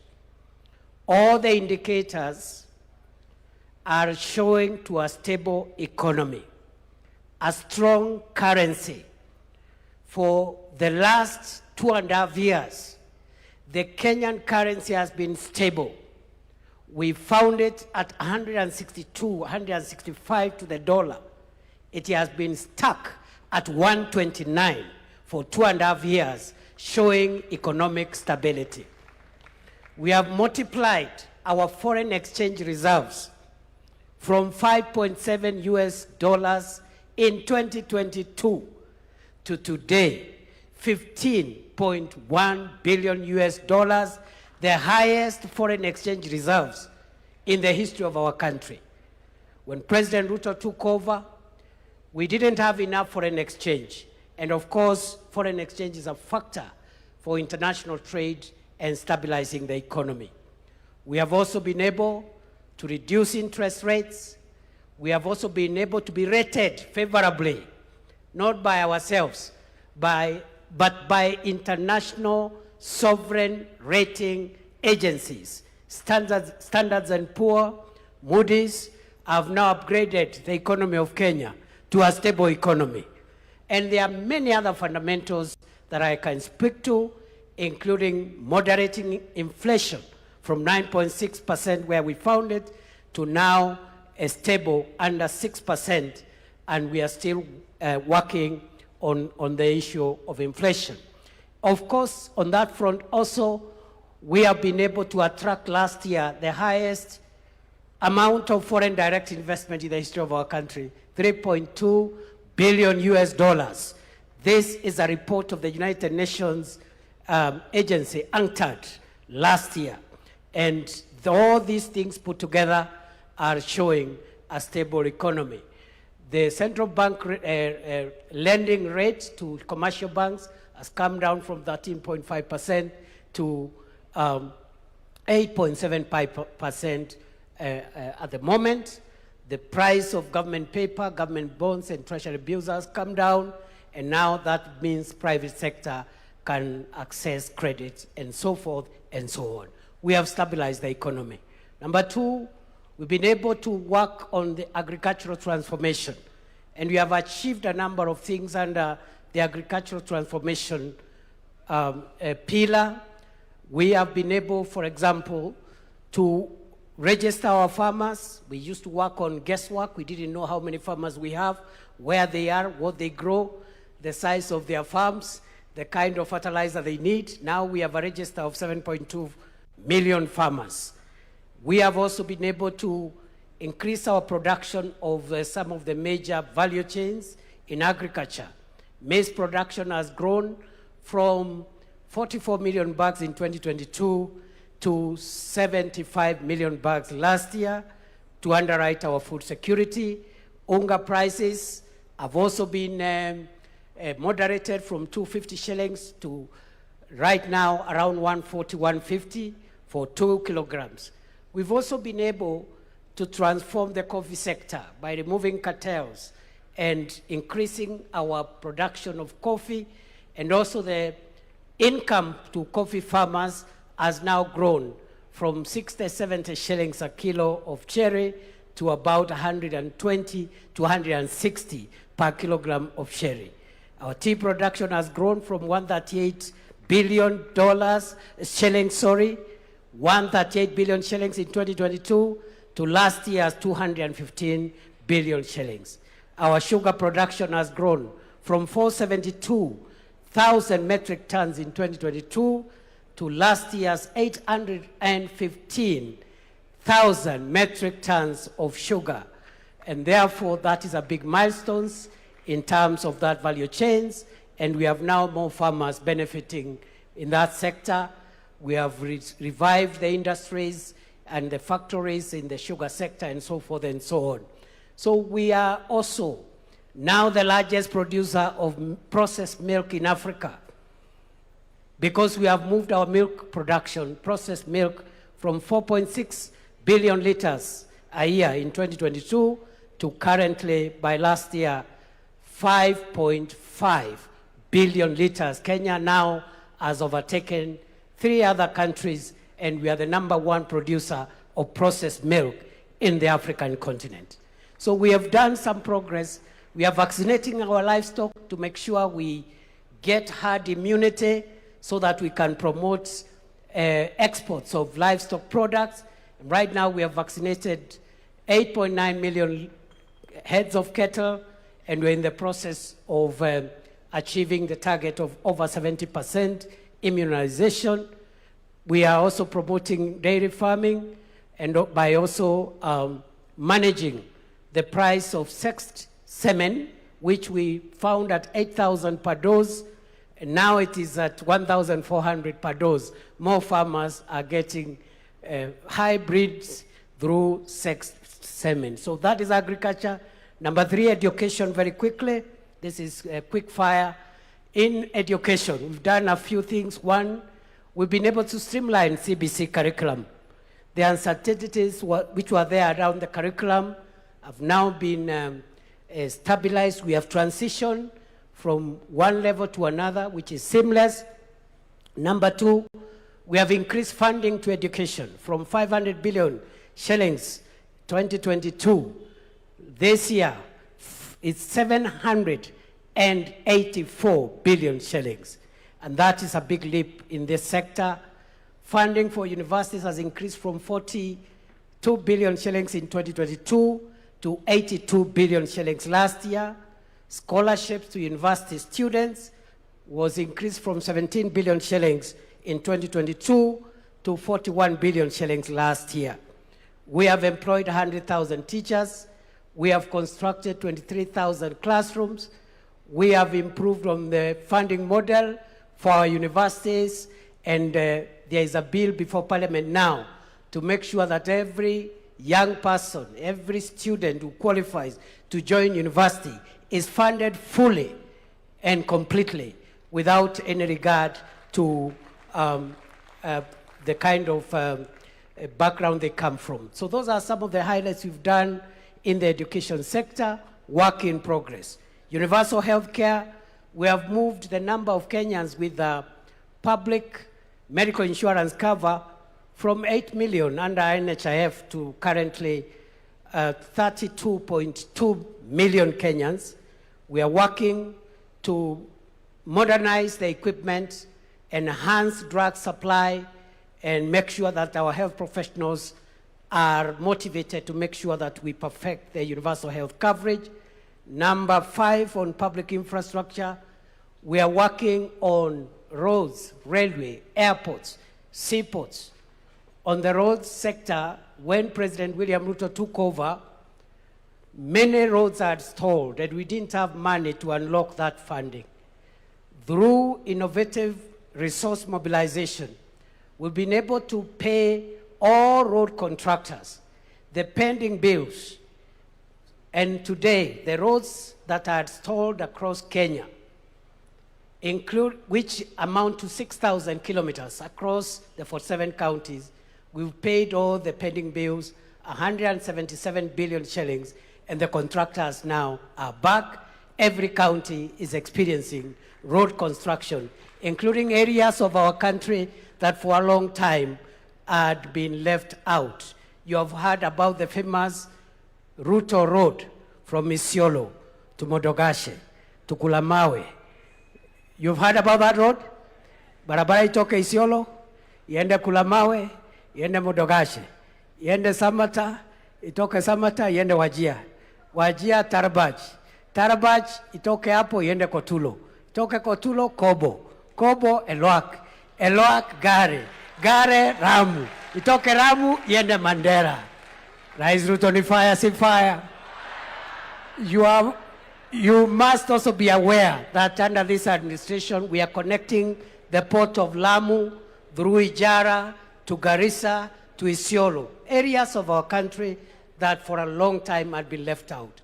But we are also working on extending the SGR from Naivasha into Kisumu, Busia, Malaba. That project is ongoing as we speak today. We are building a new terminal, a new airport at Jomo Kenyatta, something we had not imagined we could do it. 155 billion shillings, again through innovative funding arrangements to make sure that we have modern infrastructure. Right now, we also have a port modernization program, which is about 60 billion. And that is taking place at the port of Mombasa, seaports, airports, railways, roads, because that is what will take us to the first world. The so-called shiny things. I had a not so informed critic saying that we don't want shiny things. The difference between the third world, where we are, and the first world, partly is the shiny things. They have better roads, better airports, better facilities across the board. So that's what we are doing around infrastructure. Energy, the president has mentioned, we have moved connectivity to 10.3 million households, up from 8.9 million households.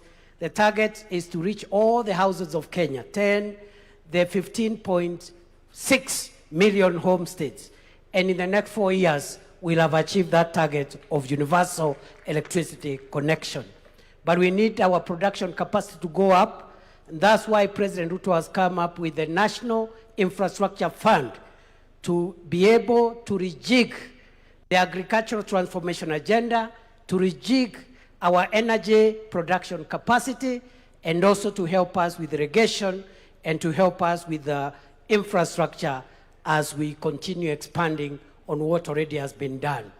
As you are aware, ladies and gentlemen, very quickly as I wind up, you have a few other highlights. We are trying to create as many jobs as possible to the people of Kenya. We have a number of programs. The KICC ground program through affordable housing, 650,000 Kenyans already working in that space, working towards 1 million Kenyans plus. We also have a Kazi Mtandaoni, about 300,000 Kenyans who are earning a living through digital jobs. How have we created digital jobs?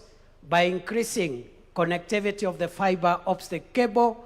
Right now we have built over 30,000 kilometers of the fiber optic cable terrestrially on our land to make sure that we have connectivity.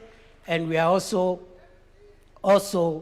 doing ICT hubs, already completed 382 ICT hubs, and another 416 hubs are under construction to be completed in the course of the year. But we are also creating jobs through the Overseas Employment and Job Creation Program, Kazi Maju, 538,000 Kenyans, facilitated by government, which has put in place a transparent program of promoting overseas labor. And this has helped us to increase the remittances from our diaspora so that we can use that money to build our economy. So we are creating that. Just allow me to say maybe one last thing that I left out around public infrastructure. We've made a lot of progress. Since 1987, that is the last year that Kenya built a good international standard stadium, and that was Kasarani in 1987 during the All-African Games.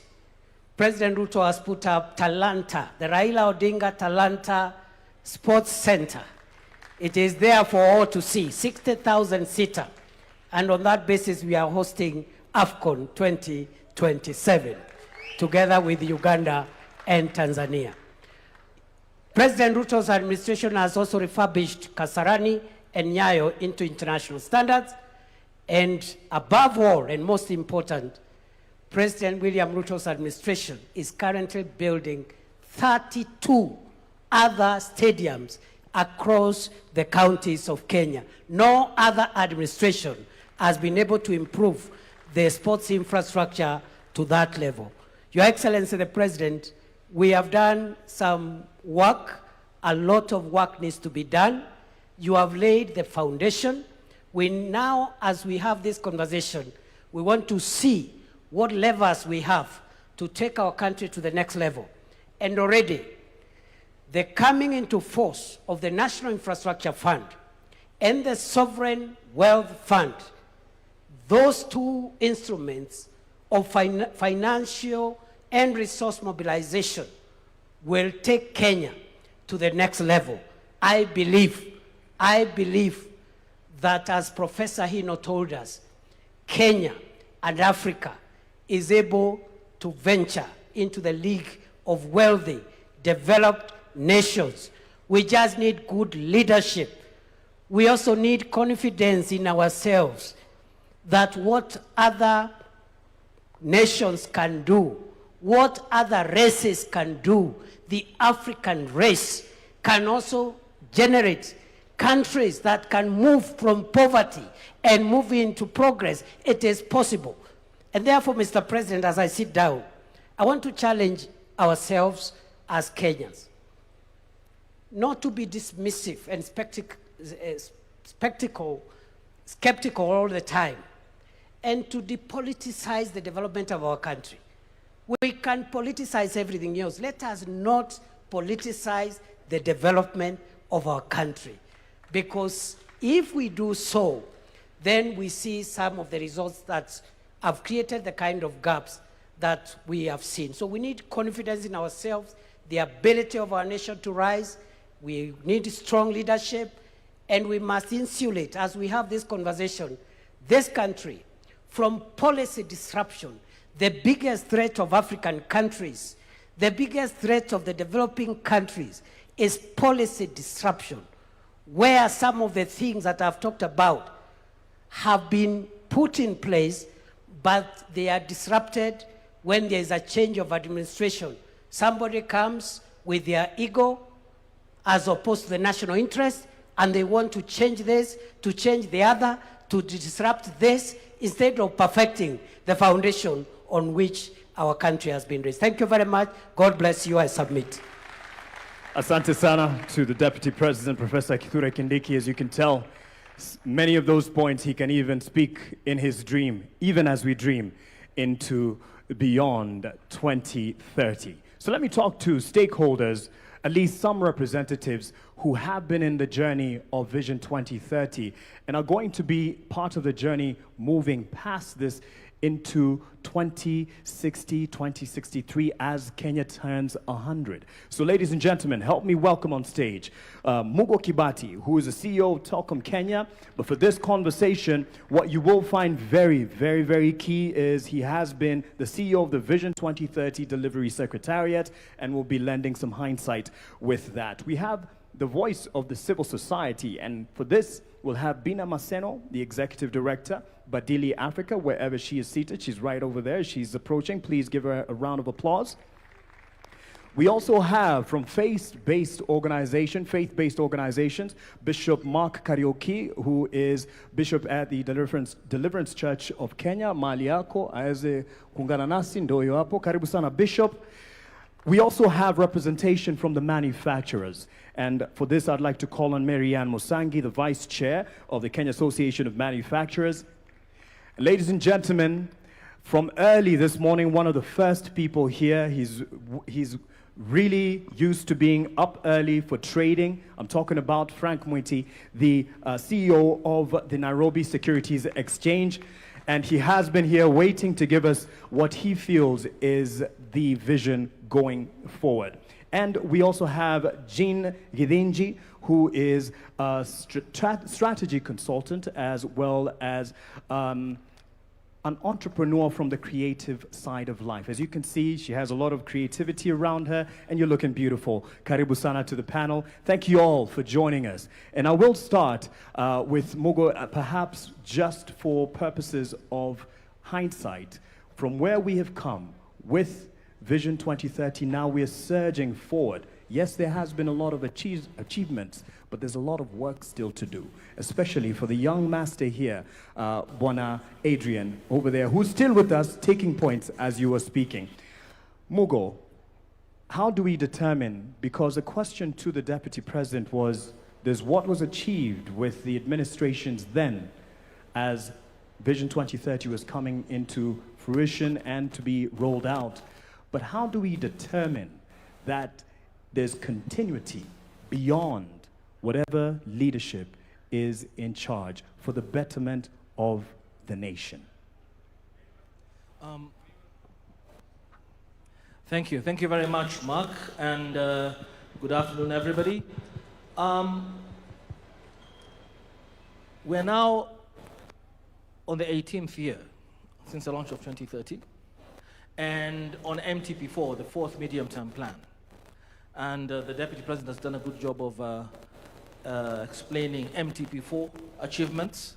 I would like to say that there have been achievements in MTP1, MTP2, MTP3, as well as MTP4. And it is important that we all remember that the administrations that have come from 2008, from the late President Kibaki, President Kenyatta, now President Ruto, have all been on the Vision 2030 program through the 5-year development plans. The challenge, and the Vision 2030 team also gave us a rundown of what has been achieved and accomplished over those 18 years. The political pillar, I think, stands out because the Constitution was delivered, devolution came in, so MTP1, the Constitution was delivered. MTP2, we had devolution now finally being enacted. We also had infrastructure developments, tremendous ones from the first MTP to the current MTP. We have had infrastructure developments across the board. There were parts of the, we focus a lot on Thika Highway and the Expressway, but there are parts of this country, I should tell Kenyans, that in 2008 were not reachable. The Isiolo-Moyale Road, for instance, didn't exist. And that not only connected those parts, the northern part of the country to the center of the country, but actually changed economic activity tremendously. Safety along that highway changed everything. So there's been roads and ports and energy. Kenyans were connected in every corner of this country to electricity. What has been more challenging has been what I would call the longer-term transformation projects, whether they be infrastructure, such as the Greenfield Terminal, the airport, LAPSET, Konza, social infrastructure, social projects, which are fundamental to where we need to get to in 2063. Mzee Jomo Kenyatta, I think there was a clip earlier on, at independence talked about ignorance, poverty, and disease. And at the end of the day, whether it be Vision 2030 or 2063 or 2060, and all the projects we undertake, they will not be felt by the Mwananchi unless we deal with those three elements. That's what gives dignity to the citizen. And education, access to affordable quality healthcare, access to affordable housing or security is a difficult social project to undertake, but must be undertaken.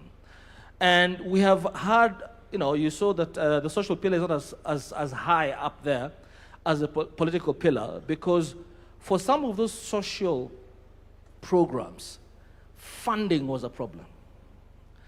And funding for universal health care, funding for affordable housing, funding for our retirement, our pension fund, funding our savings, a savings culture in this country so that we can be able to deploy our savings rather than borrow money for these big infrastructure projects has been challenging and requires continuity. So you find that in MTP1, there was quite a bit of thinking around that how do we enhance our savings rate to 30%? How do we ensure education, healthcare, affordable housing, and universal? But the political will to really raise the funds was challenging.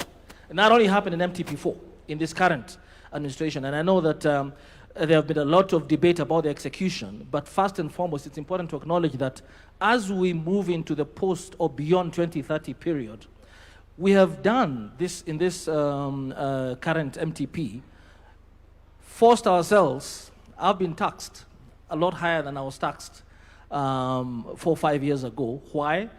Because for shared prosperity, and it has got to be shared prosperity, we have to have everybody in this country, wherever they are, accessing those social amenities, healthcare, education, and a rooftop. Now, back to your specific question about continuity. Yes, the challenge has been that with each successive administration, and I'm glad that the Deputy President himself alluded to that, him being one of the leaders of one of the administrations, have not necessarily hewed to continue the programs of the previous administrations. That's number one. Vision 2030 as a holistic program has sort of been lost to the public. So we had the big four, we had the better in the current administration, but sometimes the public doesn't understand that this is part of the holistic Vision 2030. So I think it is important, Your Excellency, that we have, and constitutionally, Article 43 doesn't give us an option for some of these services to be delivered to Wananchi.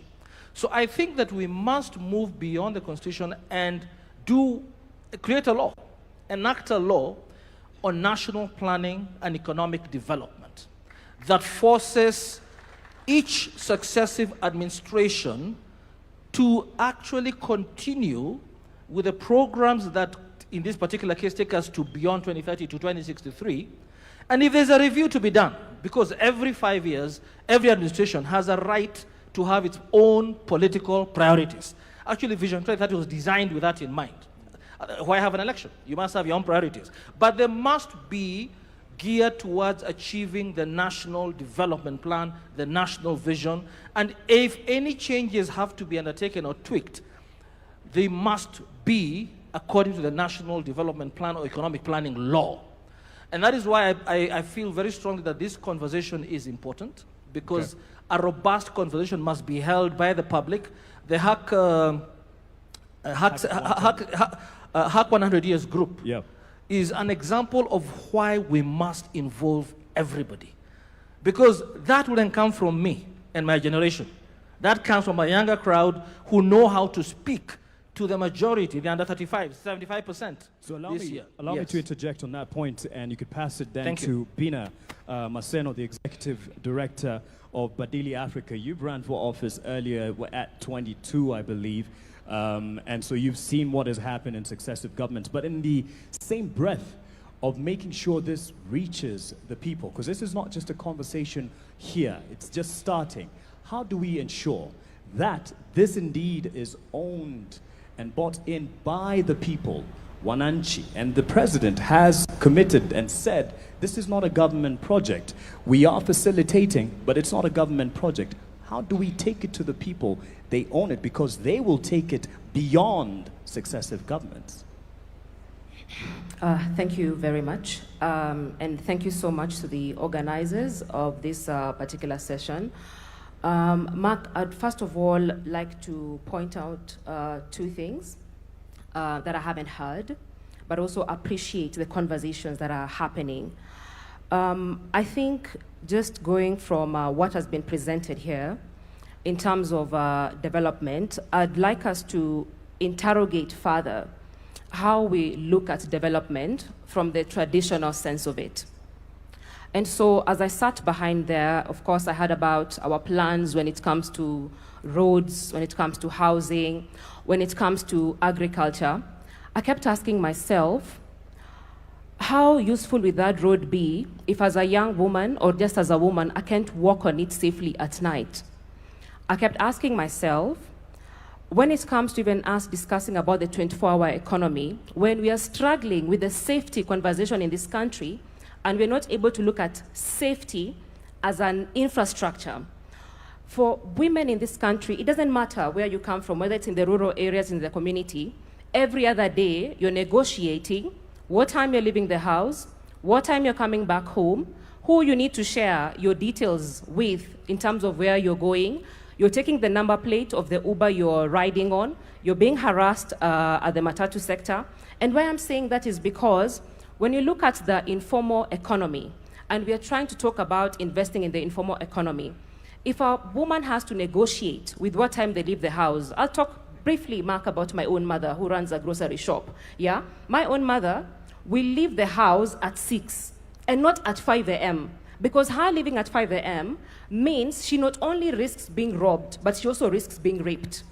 Not many men think about being raped at 5 a.m.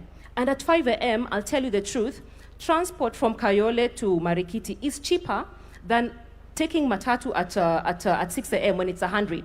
If you take it at 5, it's about 50 shillings. And so she's losing money in terms of capital because of safety, yeah? And so when we don't integrate that, when I think about care work, and we've done research in this country, women spend about 4 to 6 hours on care work. And care work is the bedrock, it's the foundation of how this country runs when it comes to economic development.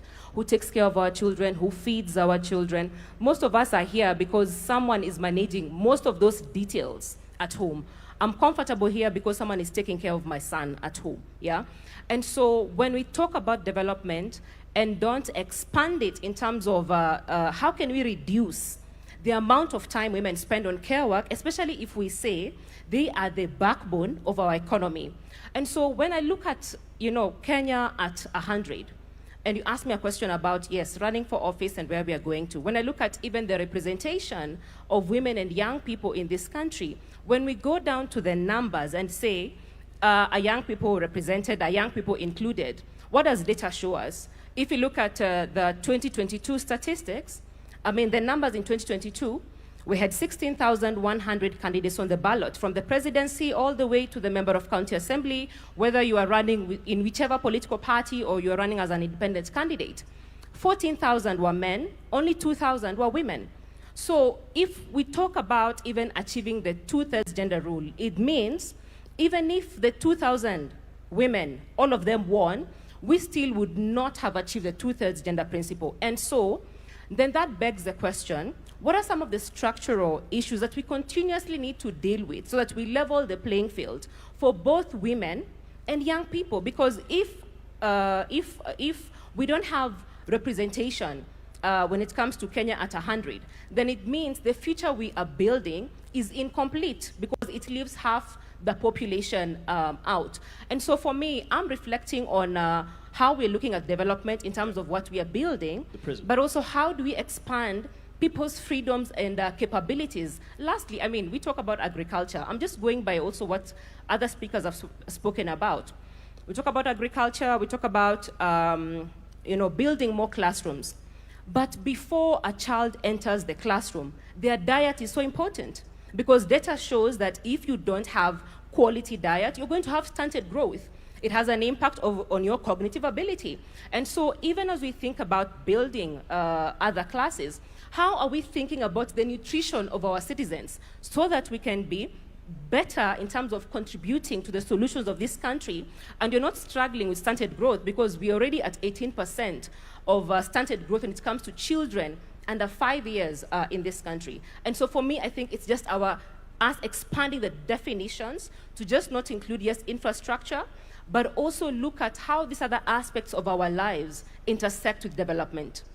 Thank you for that, Bina. Let's give her a hand for that holistic view and an expansion to the prism at which, and I'm passing it on to Marianne Musangi because she's kind of gone into what you would be looking at, and she's mentioned the aspect of a wider look and perspective of what we term as development. So it's not just the hardware, which 2030 has delivered, Vision 2030, the hardware, the infrastructure, but the holistic environment that brings safety into it. She's spoken to that. But for you, as the vice chairperson of the Association of Manufacturers, what does 2063 or 2060 look like to you, or at least what would you like it to look from the sector that you represent? Thank you, Mark. I think we're all here to fight for a space and a seat on the table. I think it's very clear that all of us do need to have a seat on this table as we develop this Vision 2060. A vision needs to be bold and audacious. And if it's not bold and audacious, the country just won't move forward.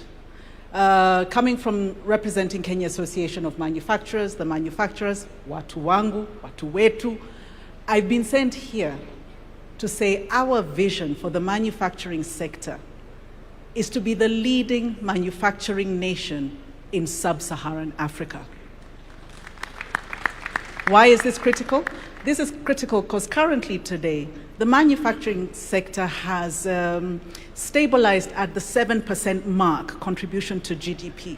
Some may look at the glass half empty and say, oh, you're not growing. But you know what? We've been resilient.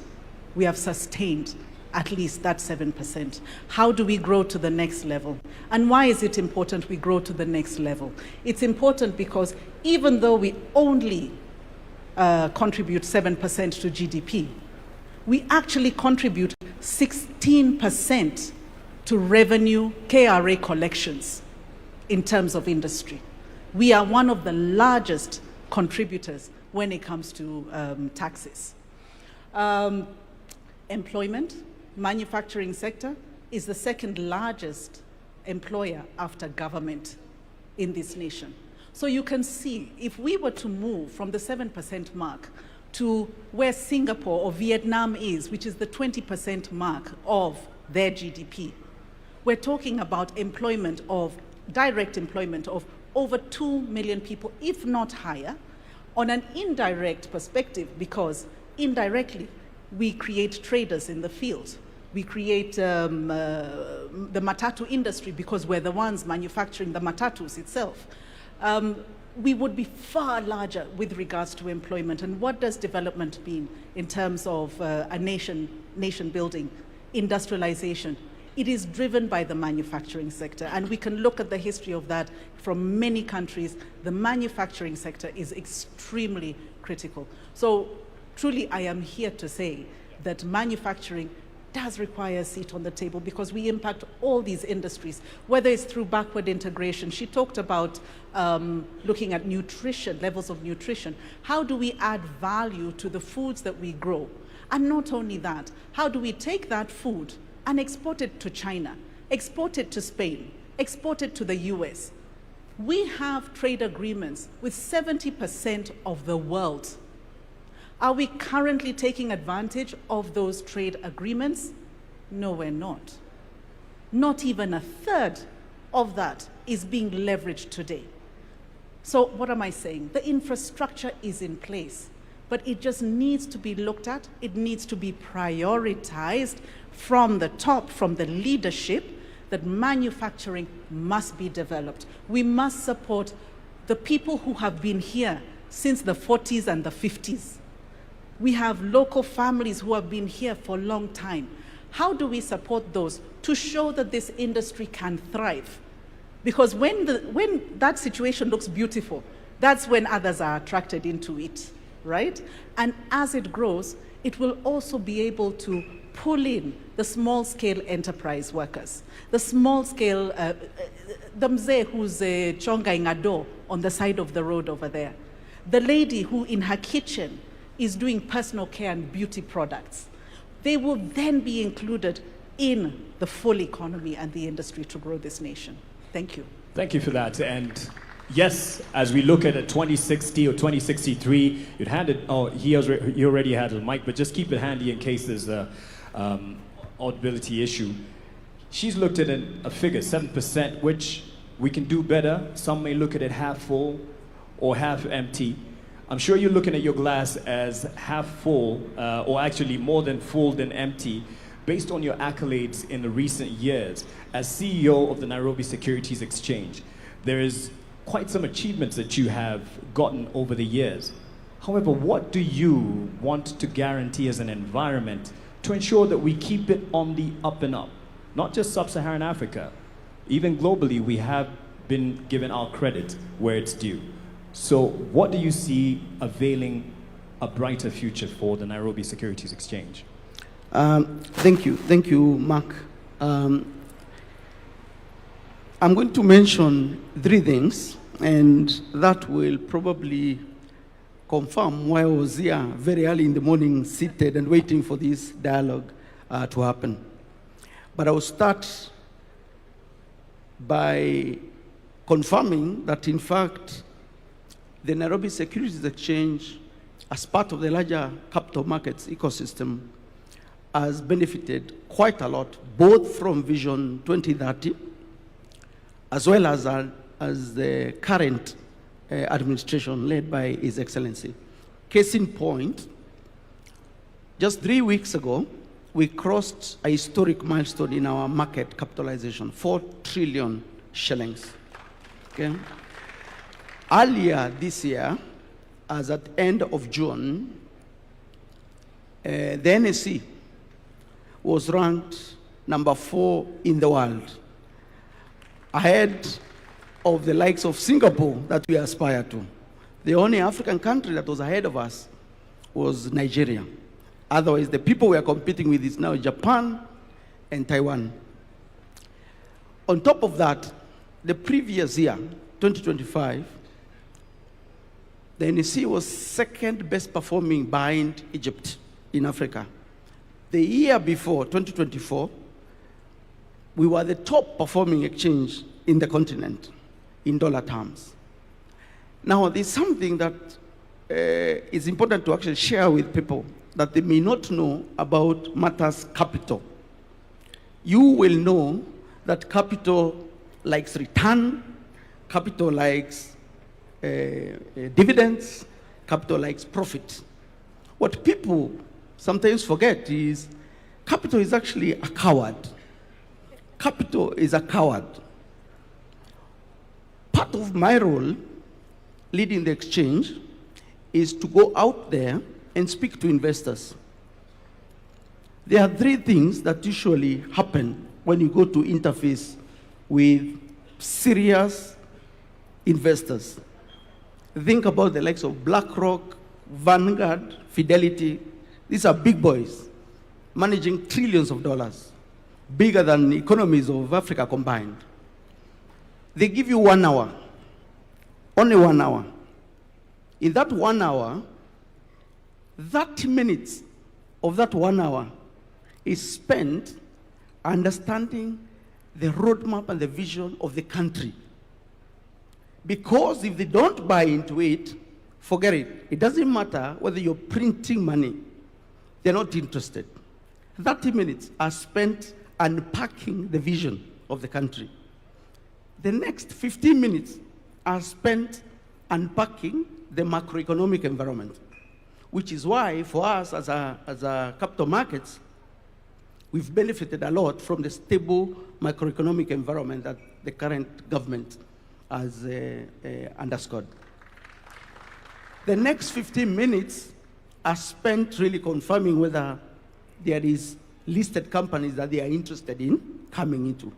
So for me, the reason I was here very early in the morning is because I know the dialogue we're having today and the vision we'll craft as a country will tell capital whether to invest here or to invest in a neighboring country. And interestingly, that's not just capital out there. Even local capital here, pension funds, insurance companies, Mugo's money, your money, if you think that you believe the neighboring country has a better vision and a better roadmap, that's where you'll deploy capital. So why do I say capital is a coward? Because the minute capital thinks you don't have a plan, or you're unstable, or you're undecided, it votes with its feet and it goes. Number 2, we are here to craft 2060. But today at probably 2 p.m., when we finish, His Excellency the President will stand up, we will also stand up, and we'll sing the national anthem. Pay attention to the last sentence of the first stanza of our national anthem. For those of you who are aware, it says, "Plenty be found within our borders." The more you interrogate our national anthem, the more you understand that's actually the original vision of this country. This republic every day stands up and sings that national anthem, which actually speaks to the vision we have. Of course, the question now is, as capital markets, what do we want? What we want is, instead of saying plenty be found within our borders, we wanted to say plenty be owned within our borders. What we want is to move people from stakeholders to shareholders. Our market understands ownership. And so Vision 2060 should also be about ownership. We need you and everyone else to have a stake in the country. Our capital markets support that. So I was here at 6 in the morning because it's relevant to the sector that I'm supporting. Thank you. Thank you for that perspective. And it will be a perfect segue, because Jean, you have the last word on this in terms of where we're going. The national anthem is in many ways a prayer. As bishop, you lead many in prayer. As you pray for this nation as well, but you lead others in praying for the nation. And he's spoken about ownership, which is what he looks more forward to, shareholding. And this national conversation goes nowhere if it doesn't have ownership with the Mwananchi. In your view, since you're used to preaching the gospel, getting to our hearts, and I believe by the true gospel, Bishop, how do we get it to the corners of this country and preach that gospel of this national conversation and get more converts? Thank you very much, Mark, my namesake. This is a very important conversation, because they told me that the strength and the height of any building is dependent on the foundation. So if the foundation is not right, the building will eventually crack. And this conversation is taking us to our vision. Vision is so important that the scriptures have said that where there is no vision, people perish. So if we don't have a vision as a nation, we will perish.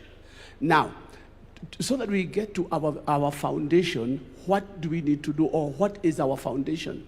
You will agree with me that many people don't know how to think beyond their lifetime. We just think about this moment when we are here. So even when we are talking about Vision 2060, 63, or beyond 2030, we are thinking about ourselves.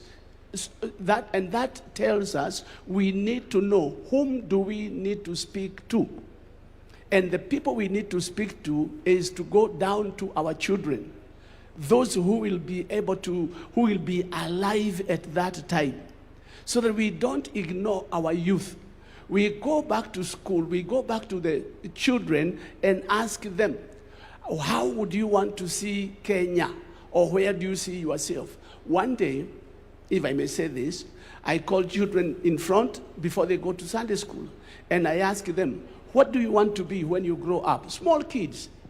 Everyone was doing, teacher, teacher, teacher, teacher. You doctor, you teacher, you engineer, you politician, you president, you. None of them told me, let me go and ask my mother, or let me go and ask my father. Why? Because they have a vision, they have a dream. And we need to go back. So if we need to, where we need to invest is in our schools. So we teach our children, number one, how to be patriotic. One of the problems we have in our nation today is that we are so negative. We never see anything good.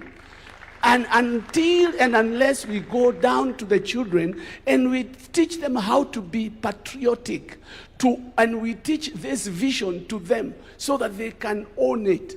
When they own it and they grow up, they become politicians, they will not want to change to come with their own dreams, because they have a dream they captured from the beginning. When we open up their eyes, they will be able to see beyond what everybody else is seeing. So mine would be that we need to invest in our children and teach them. But we cannot talk about children without talking about teachers. Because the children will receive that which are given by their teachers. So we also need to take teachers seriously and cause them to see that what they are doing is important. There is nobody in here who never passed through a teacher. So we need to consider teachers, and we need to build on teachers so that they can build on the children. Once the children have captured, this young boy here, 7-year-old, he has a vision, he has a dream. Now, if we get all our children to have dreams and to see what the nation, what a nation they would like to look to see when they are old, they will capture it, they will run with it, and will not be disappointed. Thank you very much. Let me speak to someone who you probably consider your child in terms of age, and she's, yes, young enough to be your child. Jean Gadinji, as a strategic consultant, you do a lot of work on narratives. And there's what he's given as an example of kids choosing the future. And the vision that they bear is based on a narrative that they have of fashionable careers. You are a creative entrepreneur. So you're looking at beyond the traditional careers that we have. So as you speak to this, tell us a Kenya that you see and hope for in 2060. Thank you. Thank you, everybody. Good afternoon. And I love that question because I guess my intervention will be less technical and slightly more poetic. So for me, Kenya is a nation that punches above its weight. So if you look at our contributions from our scholars, our writers, our innovators, you know, we give the world M-Pesa, right? Our athletes, we break world records all the time, and even our contributions to World Agenda. The World Urban Forum was first held here in Kenya. This is the forum that actually gets the world to globally dream about sustainable urban development, and we birthed it. So Kenya punches above its weight. So for me, Kenya at 100 is about getting to a point where this excellence that comes to us that we demonstrate is part of our lived experience across the nation. So at the risk of sounding repetitive, allow me to share what that means, okay? So you'll dream with me a little. I want only simple things. So in my version of Kenya in 2063, our youth don't have to leave Kenya to see the world. The world comes to them. In 2063, a Kenyan is able to live in Turkana as easily as they would live in Nairobi or Shanghai or New York City. No one will have to compromise access to services, modern experiences, cultural activities, communing with nature. In 2063, most Kenyans can live in Hola as easily as they can in Mombasa because they can find work, they can find a house to live in, they can find good schools for their children, we have great hospitals, we have places of worship, we have parks, you can go to the disco anywhere, right? So the simple dream is that our informal settlements will all be called Old Town, and we will only preserve them for tourism and documentaries, right? So our cities in 2063 are so well planned that we can navigate streets on Google Maps without referencing landmarks like take a left at the green Mama Ali's kiosk, you know? Wouldn't it be nice to be able to take a bullet train from Nyeri to Garissa and be there in less than an hour? In 2063, I wanted that for a water-scarce country, there's water reticulation to every single home. That during prolonged drought, we don't have to sell livestock at throwaway prices. that we actually can harvest rainwater across the country in huge municipal water pans.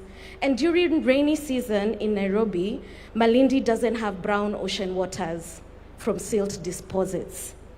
At 100 years, my hope is that Kenyan youth don't have to choose between paying for electricity tokens and eating nyama for lunch. Wouldn't it be nice not to be afraid of AI taking young creatives' space, but we have the conversation about optimizing it? Wouldn't it be nice to not have to stay at a job you hate because you're so afraid that you won't find gainful employment if you leave? Wouldn't it be so nice not to have to go to India for specialized medical treatment? Or have to join a WhatsApp group to changia someone to go to South Africa because we can't treat their cancer here?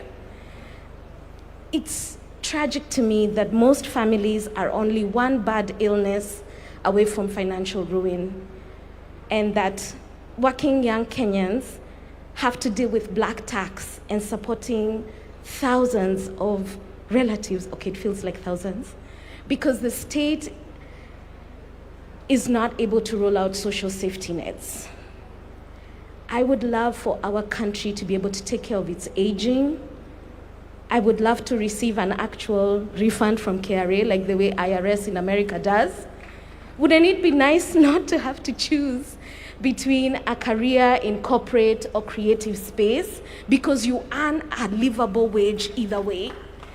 I have to be Msanii on the side to my strategic job because I like nice things. It would be nice to have that option without having to split myself. And I know so many young people feel the same way. But wouldn't it be nice not to complain about education all the time? That we have people who are able to work in their workplaces with discipline. Wouldn't it be nice if we didn't have Kenyans taking advantage of one another? If we had a value system that allows us to grow with integrity? Wouldn't it be nice to walk at night at 2 a.m.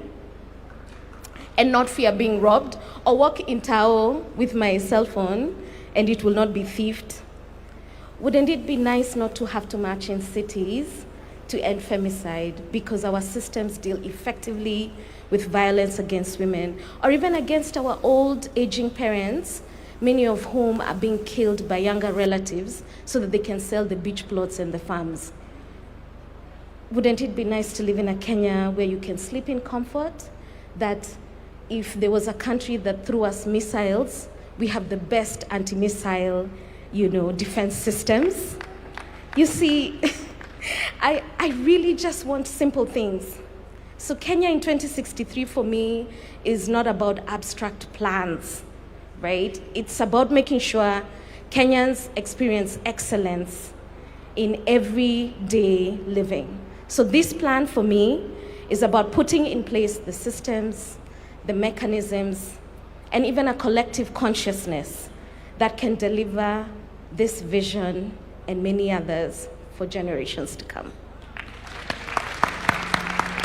I'll tell you something, Jean, you got the attention of the Commander-in-Chief when you talked about the anti-missile defense system.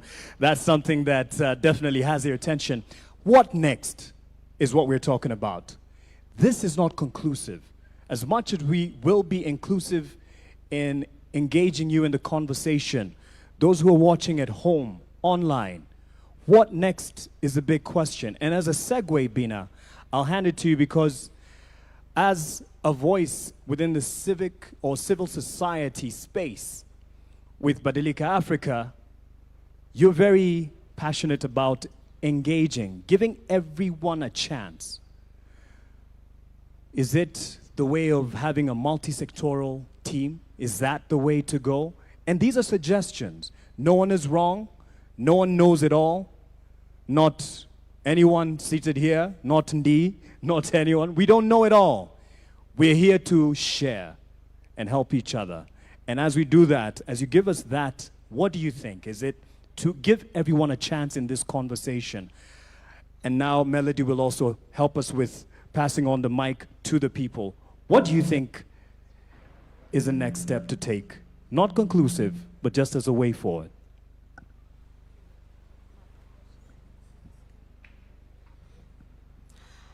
Thank you so much.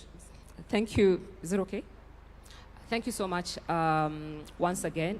So 2 things that I'm reflecting on as you ask that question is that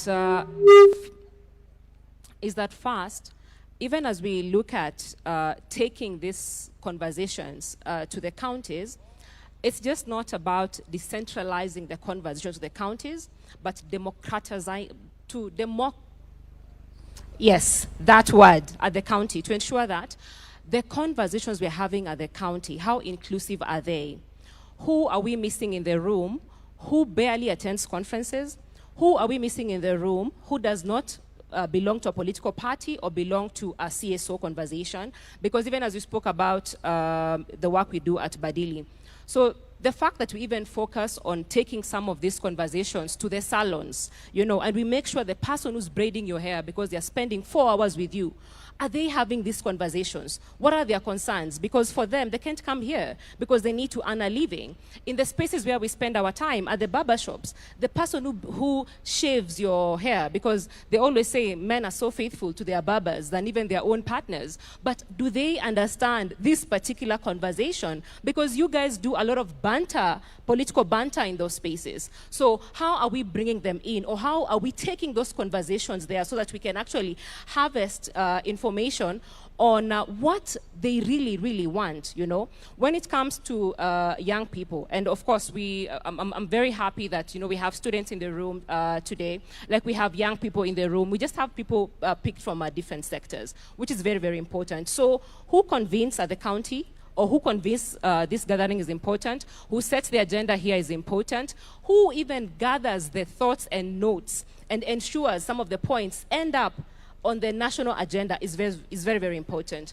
But Mark, I also wanted to add that even as we talk about where Kenya is going next and we talk about all these challenges, I think we have to also just discuss about how power manifests in our different spaces.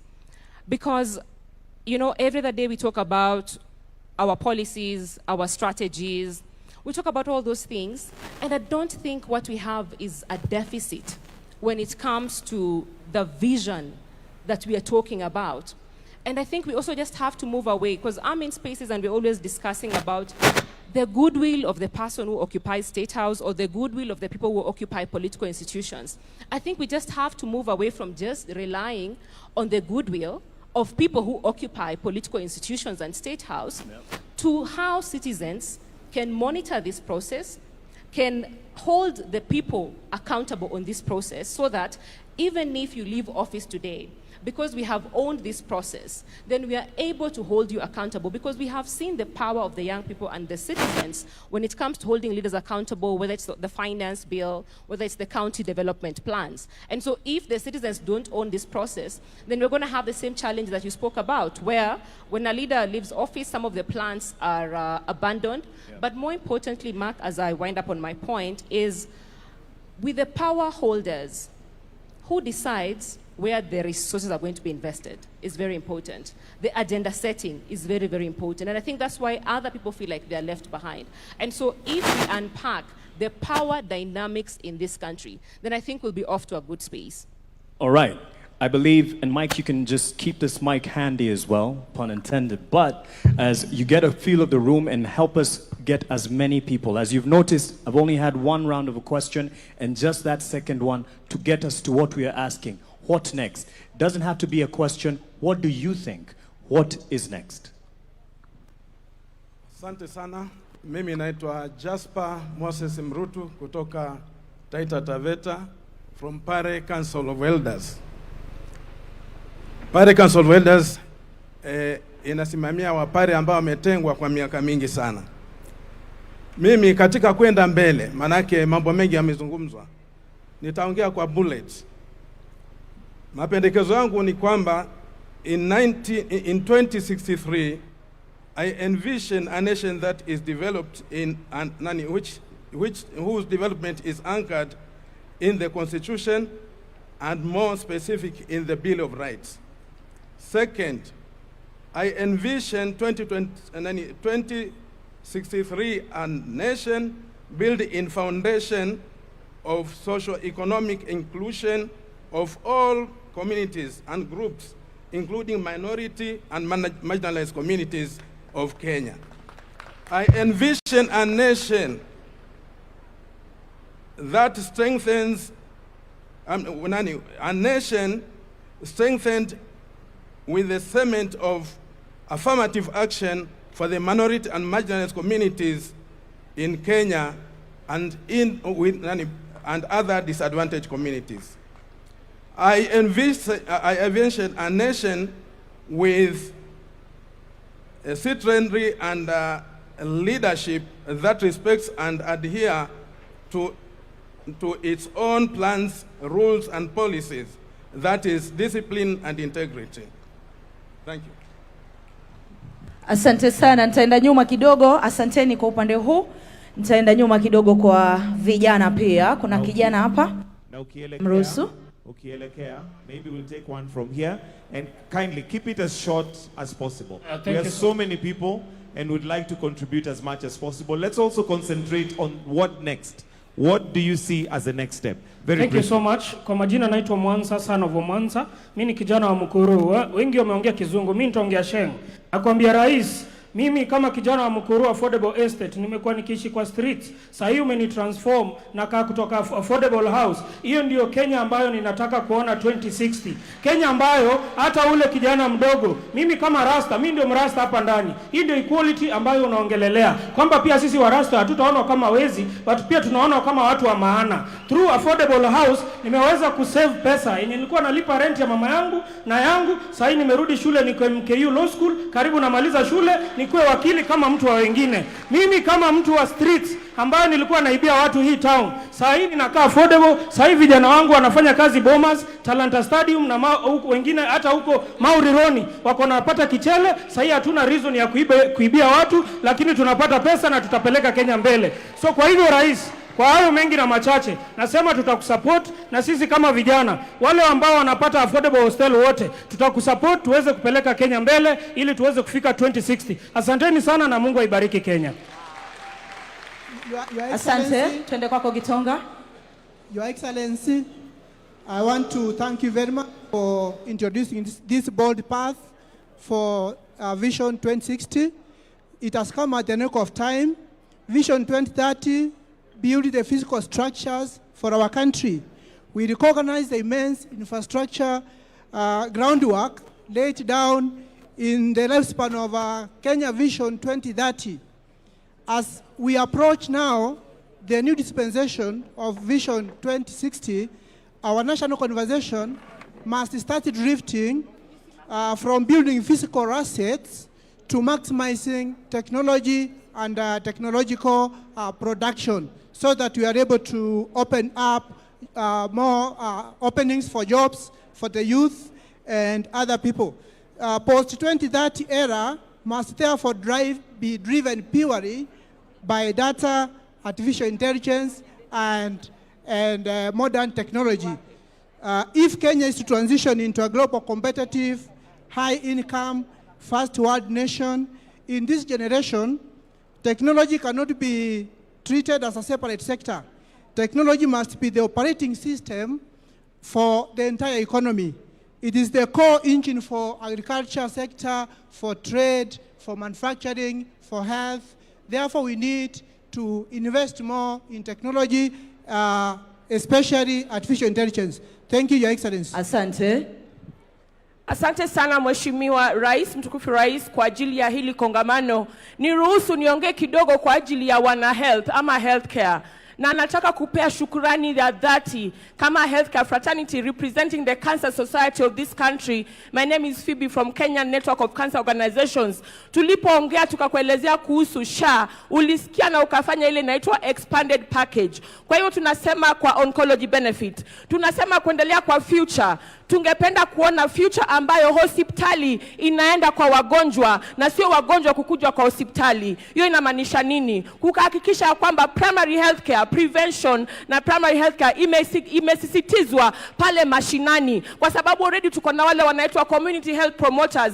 How well can we make use of them to ensure that in the vision we are not handling a sick country, because looking at the statistics in the future, the numbers of non-communicable diseases are meant to arise. But how do we ensure that even as we move to the future, there is more healthy population? And that is just strengthening what Singapore has done, primary healthcare and prevention healthcare, and strengthening what we already started with the universal health coverage to ensure that we talk prevention. Where are the diseases? Diseases are in the urban planning, they're in the schools, they're in the food industries. How do we ensure they're in the lifestyles? How do we ensure that we speak promotion more and speak prevention more? And we can assure you that if we do that and handle primary healthcare, community healthcare, and prevention, we will ensure there is not only a prosperous future for this country, but a healthier 2063 and beyond. Thank you.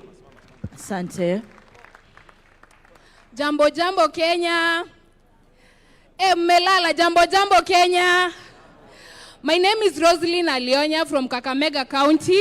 I'm a young person from the ODM party, and I'm privileged to be here.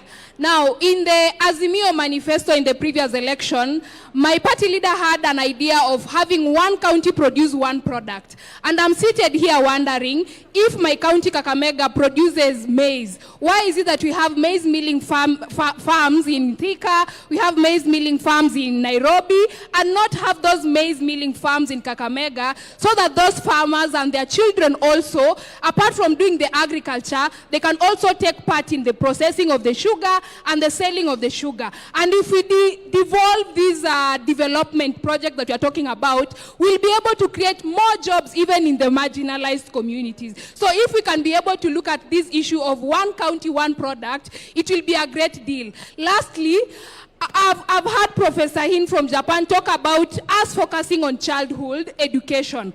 But why is it that when a learner gets good grades, we always create for them an ample opportunity? When they're getting maybe 400 marks from primary, they get an opportunity in a national school. When they get good grades, they get an opportunity in good universities. But when these children get first-class honors, we never really create a platform for them so that these brains are able to transition directly into the human capital of our industries within the country, so that we are not able to export them outside. Lastly, mwisho, mimi kama mkazi wa Kakamega, I want shiny things, Mr. President. Asante sana. What next? Ndio kitu ambacho tunauliza. What next? Kwa majina naitwa Hilary Kiptalu Cheruiyot. I'm a professional marathon athlete, and I was privileged. I'm very happy to be given this by a particular juncture, even as professional marathon athlete, to put our input in this conversation. Kwa leo tungetaka kushukuru President wa Kenya Dr. William Ruto kwa sababu kuna vitu tunaona kama wakimbiaji yenye amefanya, na sisi kama wanariadha hapo awali hatuko tunaona kama tuko na mwelekeo, na ya muhimu sana kuhusu hii maneno Vision 2030 and beyond.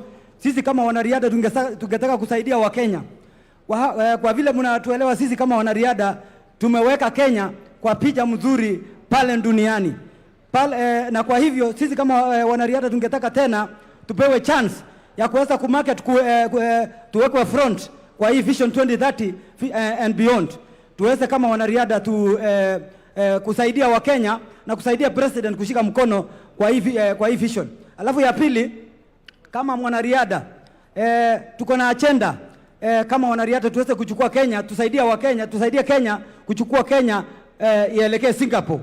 Tuko na mipango ya kukimbia, kutumia hii talanta yetu yenye Mungu ametusaidia, tukimbia hata tunapokimbia dunia, tuweze kuonyesha Kenya sisi tuko na agenda ya kuchukua Kenya to Singapore and beyond. Within Vision 2030 tunataka kupewa forum ama platform kama wanariadha, tuweze kuketi na president, tuweke mipangilio yetu kwa meza kama wanariadha, ndio tukue considered pia sisi. Asante. Basi, please pick 2 more questions from that side. We'll pick from this side. Naona hapo ndio mambo iko moto kabisa. Kisha tuanze sasa kumalizia. So 2 questions from that side as we also get 2 questions from this side as we get closer to winding up. Thank you. Please allow me to use the stage so that everyone can see me.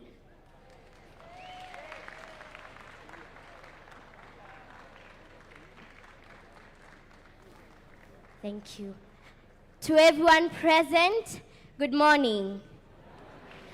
Good afternoon, sorry, good afternoon. I am Young Fortune. I'm a host of a kids program in Citizen TV. And I also sing gospel songs under 7 Heaven Music, which is owned by Guardian Angel. I am so thankful for this opportunity. And first of all, I want to thank God for giving us this wisdom to actually gather as a nation to talk about something good that will come into the future. Let me tell you, people of Kenya, your children are very, very talented. Do you know that? They are very talented. They have the passion. They have everything that it takes. But there's one thing that they're lacking. It's that support that we need from the government. I would love to request if every county can have a big center where every child there their talent can be nurtured so that they can be able to grow. We look in the social media. Other countries, children are supported. They go outside their countries to share what they have. But in Kenya, we feel a bit of left out. And if that could happen, we would be so happy. In programs like this, let us be called. Let us show you guys what we can do. I also have a point on something I feel is very, very important, and we have not talked about it well. It is the environment. As we know, we have climate change, right? Do you know that we have climate change? And as we move forward, I feel like if we don't work on it, then we are going to be experiencing something worse than what we are experiencing right now, right? So I would love us to take this a chance to continue planting trees. Let the government make sure that industries are using the correct methods to dispose their waste. Yes. So that is what I felt I needed to tell you. Thank you so much for this program. It is very, very helpful. You are building our country, and we feel that we are seen. May God bless Kenya, and may we all work together towards achieving this. We have a question on this side. One question mark on this side.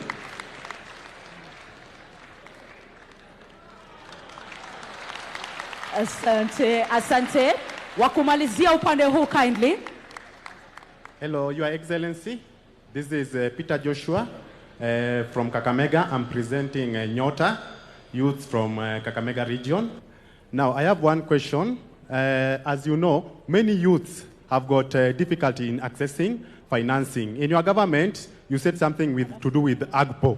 AGPO, access to government procurement opportunities for youths. You said that 30% belongs to youths.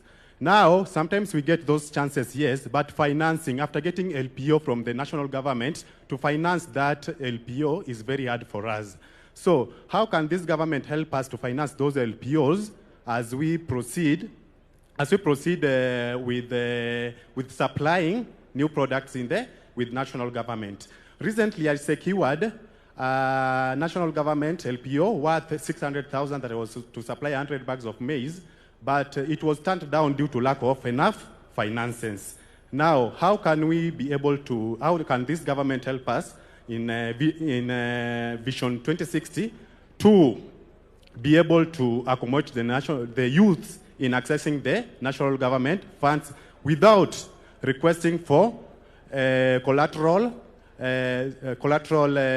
securities? That is logbook and what we call title deeds, which many of youth under 25 doesn't have any of those, Your Excellency. Thank you, sir. Good afternoon, Mr. President. My name is Diana Mwansia, a student leader from JKUAT, a school rep, School of Communication and Development Studies.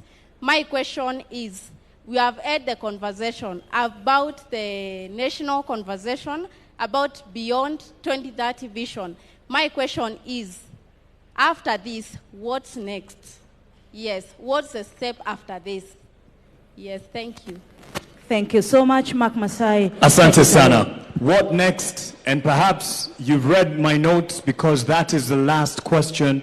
30 seconds to all of us.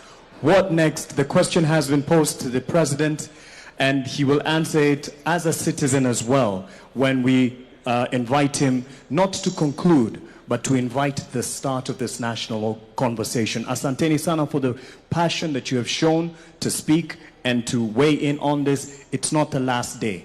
It's just the first of a journey we've started. A journey he has walked. So in 30 seconds, what next? Mogo. Thank you. Very quickly, 2 quick points on the way forward. Learning from the lessons of Vision 2030, the challenge of continuity. I want to reiterate the notion that we do need a national law that entrenches Vision 2063. And for that to happen, because you can't ring-fence budgets and performance management to specific flagship projects without that. That's a lesson that we've learned. We need to do that. But for that to happen, we need a robust conversation, a robust national conversation across the entire country. And hopefully, just to take Professor Hino's suggestion of a committee of experts, that committee of experts must be properly constituted, credible, independent, be able to elevate the discourse about politics, and most importantly, engage the public through different mediums or media. The younger generation, as demonstrated by the Hack Kenya 63 group that came here, is an example of many ways of engaging the public.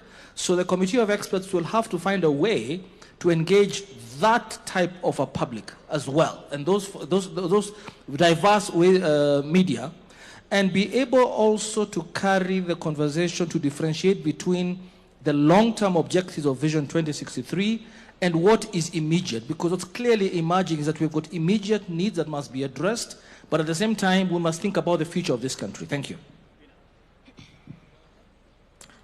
Thank you very much. I think for me is to say that Kenya at 2063 does not just look at housing in terms of building more homes, but how safe are we in those homes? Not just more roads, but how safe are we when it comes to using those roads? How inclusive are those roads when it comes to even people with disability accessing those roads? Not just bora kazi, but what is the quality of the work that people are doing? Access to dignified lives, meaningful work, and also reducing the underemployment so that you can match your skills to the work that you wanted to do after school. Kenya at 2063 is able to redistribute care work, is able to reduce the amount of time our caregivers are spending on care work, and they're able to take that time when it comes to development.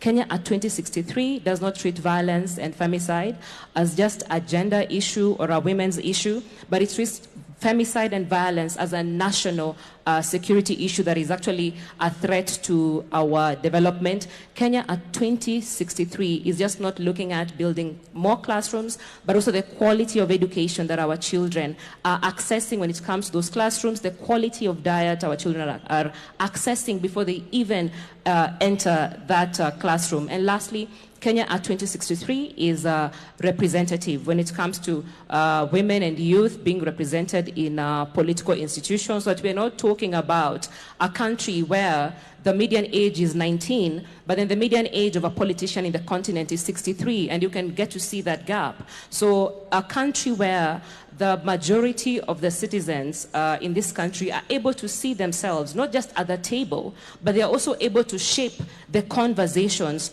on that particular table. Thank you very much. Thank you. So I think this is on. So I think what next is demonstrated by our open mic session. People need to be heard. So we need to convene these forums where people speak their heart, speak their vision, and then we need to listen.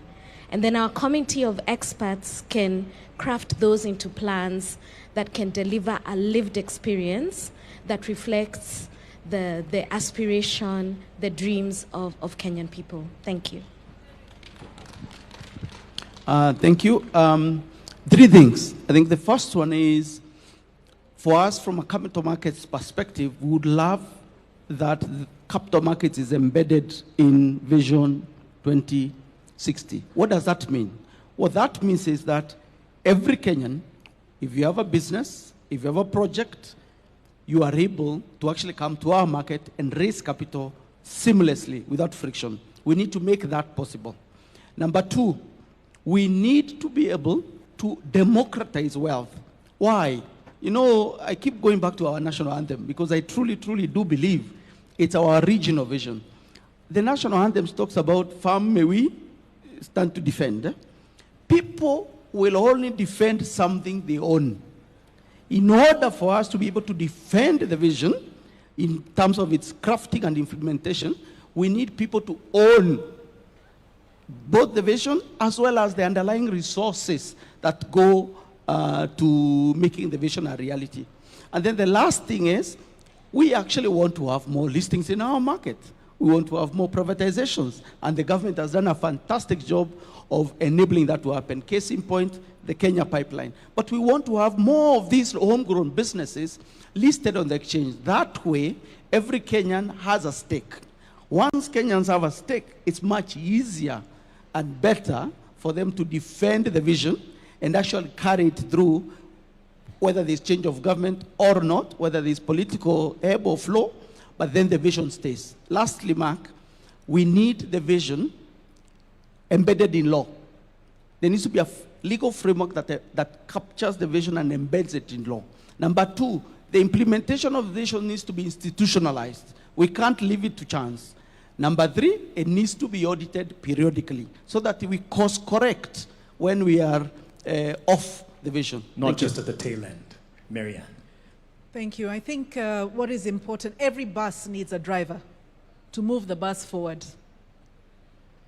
So what needs to be identified is who is the driver. Who will this committee report to? Is it Adrian? And I'm very willing to vote for Adrian to be the leader of this. Because there must be accountability. So identifying that for me, I think, is most critical. Excuse me. The other thing I want, the enablers must also be looked at in the process. It's my voice. Thank you. Oh, sorry. The enablers are very critical.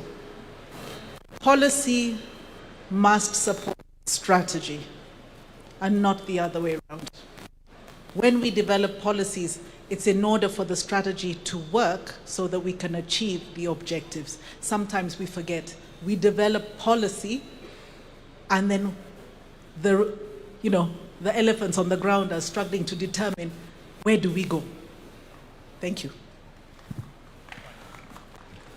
Foundations. Building the foundation. We need to build the foundation of this vision, and we build it right. Once the foundation has been built and the committee of experts comes up, then we sell the vision. Sell the vision to the right people. And the right people, let's not ignore our children. Let's not ignore our youth. That way, we will be able to have a continuity in whatever we do. So the foundation is very important. Selling the vision is very important. Let's get influencers and know that the church is a great place of influence. Don't forget the church. Let's get to the pastors so we can get the Sunday school, and this will be established in their lives, and Kenya will move forward. Thank you very much. Yes, a round of applause. And the president, I think, is giving you a standing ovation. Thank you very much. As he comes to give also his reflections. Diana Mwanzia has asked me a very direct question. What next? And I have ideas on what next. But I would rather we agree on what next together. And I would want what next to come from us. Because having the benefit of the office that I hold and being a Kenyan, I have some ideas. But I would rather that we all agree on what next. Let me say two things so that I can suggest, if I may. Listening to everybody who has had the privilege of the mic here, I am persuaded beyond reasonable doubt that we have what it takes to design the next future for Kenya. Listening to the young people here, listening to people from the private sector, listening to the tech community, listening to the civil society teams around this table, and all the other professionals, it is clear to me that we have what it takes to think about the future, that Kenya cannot afford to drift into the future. We have to have a plan for that future. I have listened to the young man, sorry, I don't remember his name, who talked about startups, and that is the next horizon. That is the place where we'll create more jobs, the tech space. And he has even suggested that there should be some compulsory learning around technology because that is how the future is going to look like. Maybe we may not go all the way to make it compulsory, but we provide sufficient incentives to make sure that there are more people in that space. And all the other suggestions that have been made around this forum. My suggestion is that, as I said earlier, this should not be a government project. Government should facilitate this conversation. Article 3 of the Constitution obligates each and every Kenyan individually to protect and defend the Constitution. We are discussing in this conversation how we are going to actualize some of our constitutional rights, whether it is access to health, whether it is, as has been said here very ably, whether it is access to education, the best quality education, whether it is how we are going to deliver on making sure there is no hunger, every Kenyan has something to eat, and not just something to eat. We have been told here nutrition is very good for our children. How do we make sure that that is available? All the way to every other constitutional right that has been provided for by our Constitution. How do we do that together? So my suggestion is that we put together a multi-sectoral team chosen by the different sectors. The religious sector can give us people, private sector can give us some people, knowledgeable. Civil society can suggest to us who they want. All the other sectors can suggest to us who they want in this team. Because learning from what we have done in the past, and I have been part of those processes, whether it is the constitution-making process or all the other processes, we've always done it together as Kenyans. Not by government appointing people, but by citizens suggesting leaders who can lead this process into the future. So my suggestion, and it is not, it's just a suggestion, is maybe we ask different sectors to suggest people who can lead this process into the future, people they trust, people they believe in, so that they can lead us in this process. And then maybe that group of multi-sectoral committee or leaders can then give us a roadmap. If we need a body of experts to help us think through and to consolidate all our thoughts, My suggestion would be whatever it is that we do, they should not go and dictate to citizens what they think. They should go and listen to citizens, for citizens themselves to tell us how they want this to go into the future. I also agree that part of the challenge we had with Vision 2030 was that it wasn't underpinned by any law. It was a mere suggestion. And therefore, different administrations decided what to do.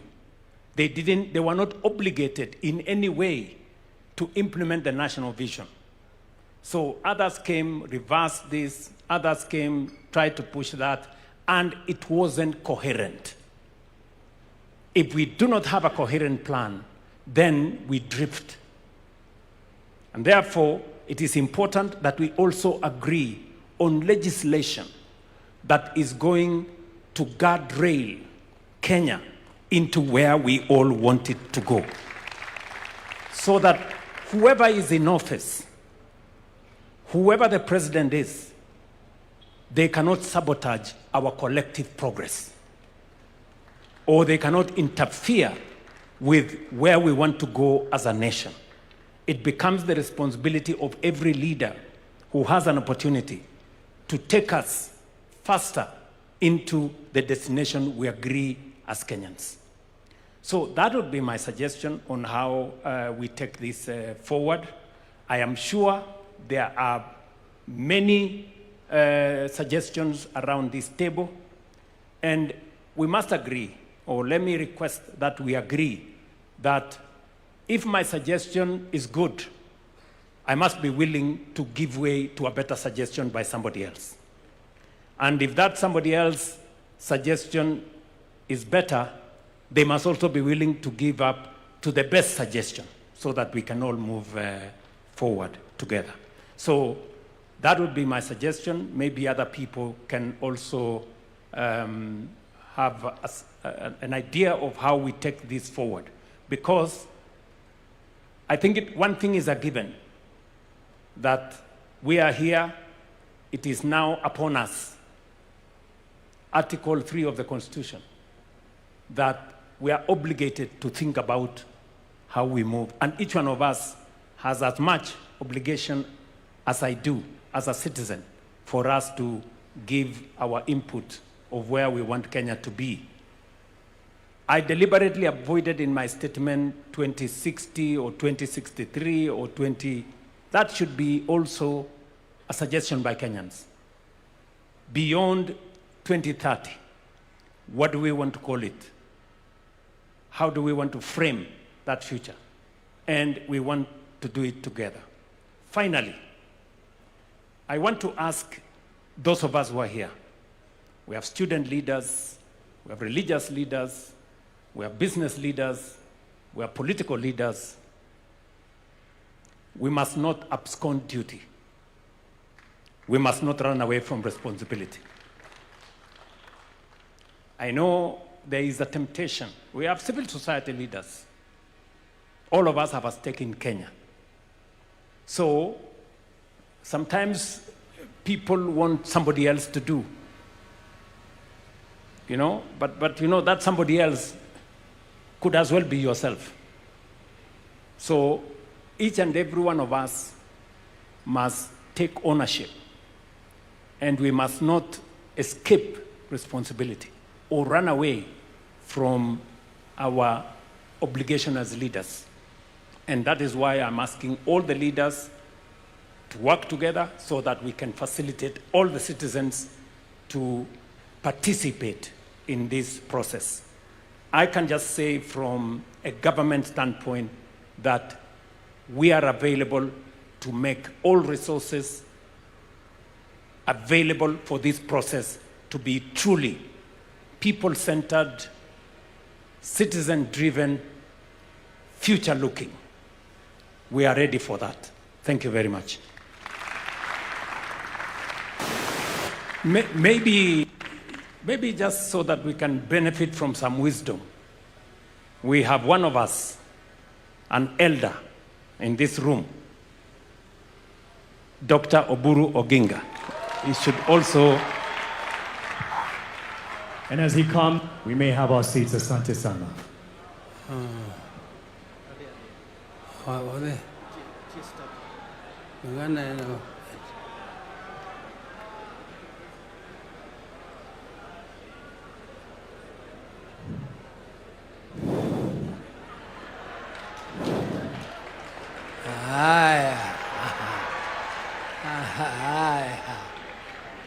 Hi. Your Excellency, the President of the Republic of Kenya, Deputy President, and all protocols observed, dear delegates. Delegates, I'm also just one of you. I'm so impressed, highly impressed by the energy of the youth.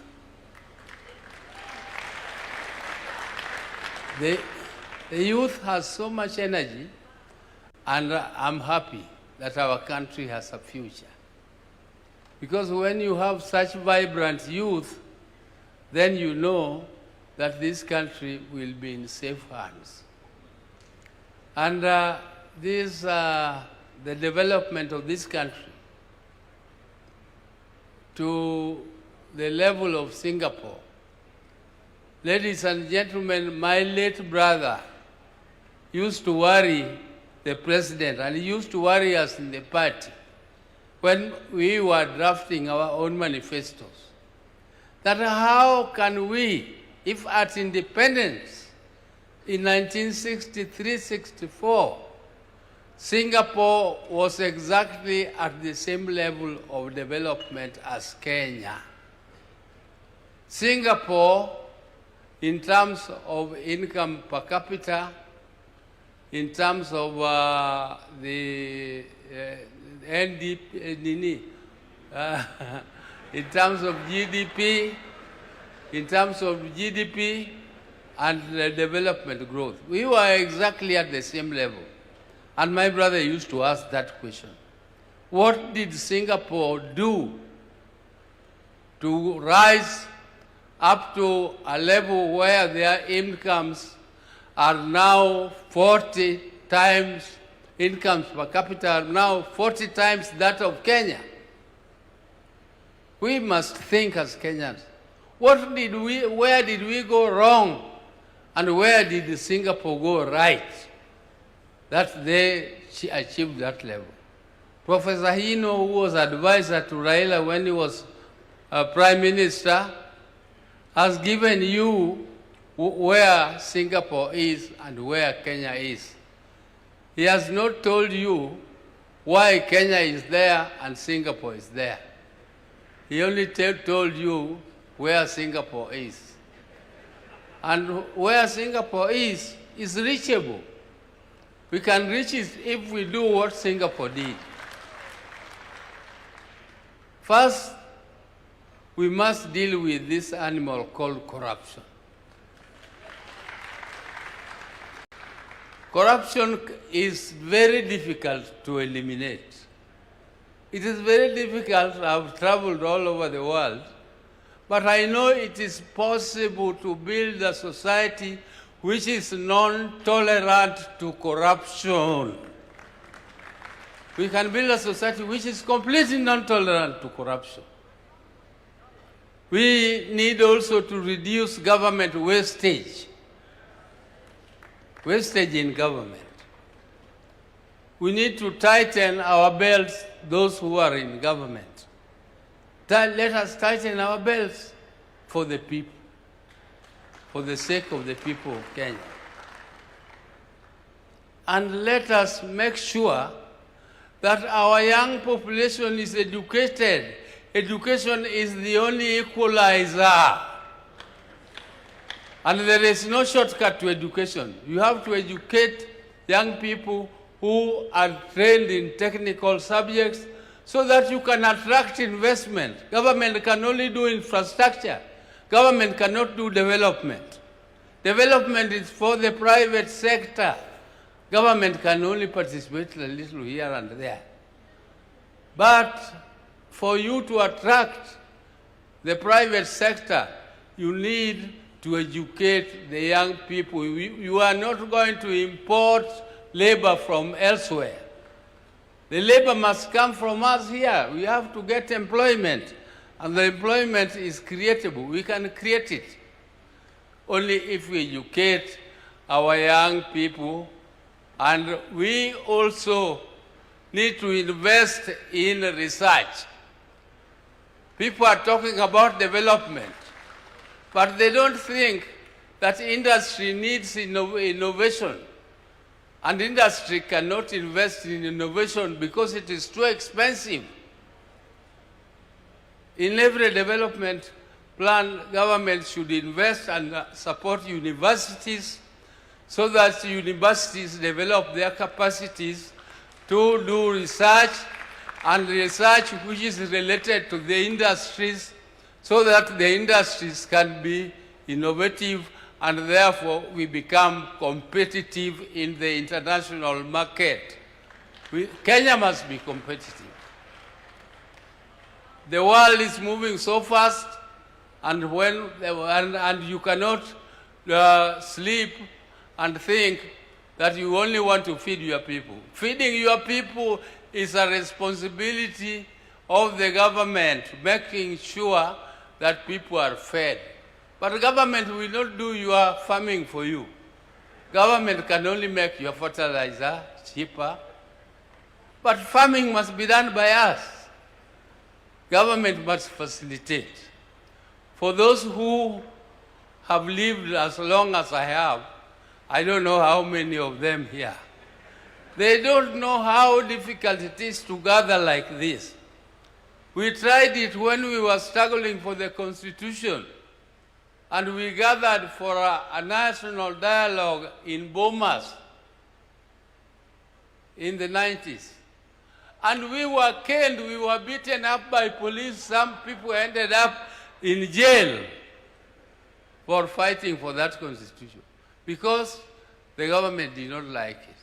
When the second bombers came under President Kibaki, the government was very supportive of the process. The government supported the process. But during the end, when the government realized that some of the ideas which are coming out of national dialogue is not favorable, the government decided to scuttle it. And therefore, that national dialogue came up to nothing. That Boma's draft is still there, lying in the shelves, and it was produced by Kenyans. So when you have a supportive president who has paid, who is ready to pay for this forum to continue, those of our colleagues who are missing here are missing an opportunity. And an opportunity comes only but once, it never comes again. If you miss it, you will never find it again. Because you will not find another President Ruto. Maybe another president comes with some other ideas and we will not like the ideas. I like the experts here. They are very good. They are very, very good. But you can be so good if you don't have a supportive president. You can have good ideas, but they will lie in the shelves for good. So take this opportunity and make your ideas catapult into fruition, and let us make sure that this forum comes out with a good vision which will guide Kenya up to 2060. 2060. Some of us will not be there. But we are so happy that Kenyans are thinking about it, and I'm so happy. Thank you very much. And I want to thank you. Power is there, and power is supporting you. Asante sana. Thank Asante you. sana. Thank you very much. Thank you. Yeah. A round of applause for Powerman. Thank you very much, Mzee. Thank you very much. I think by way of winding up, I want one governor to speak on behalf of the governors who are here to tell us what are their thoughts on how do we take this process forward. Also, to a representative from the National Assembly and Senate, for them to give us suggestions on how they think this should go forward so that we can agree. I think they have done a lot of listening, and I think it is time for them also to give us suggestions on whether we need a legal framework to establish and to facilitate this process, or whether we need, and whether if we go to Parliament, they will allocate the resources to facilitate this national conversation. I also have listened to the young people. Already, they have worked on a platform, the Hackathon 100. And they have said they will use that platform to collect and to process suggestions from young people and on the digital space. I would suggest that we facilitate that process so that we can collate and collect those views in that manner. Do we have a member of parliament who wants to, or a governor who wants to make a suggestion? The Council of Governors Chair, my good brother, please take the floor. Thank you. I'll use this one. Thank you very much, Your Excellency, the President of the Republic of Kenya, Dr. William Ruto, all protocols observed. Your Excellency, I think in my mother tongue we usually say, or in our setting, don't speak because you've not spoken if there is nothing additional to say. I've heard everyone here. I've seen all the energy. I was conversing with Dr. Ndi there that the first person to have thanked God for giving us the opportunity to be here and to have this conversation was the young girl. And that tells you how smart our kids are. I just want to assure you, Your Excellency, as the Council of Governors, we have bought into this idea. It is timely. I think it is not wise for our politicians to suggest that we postpone this just because we'll have elections next year.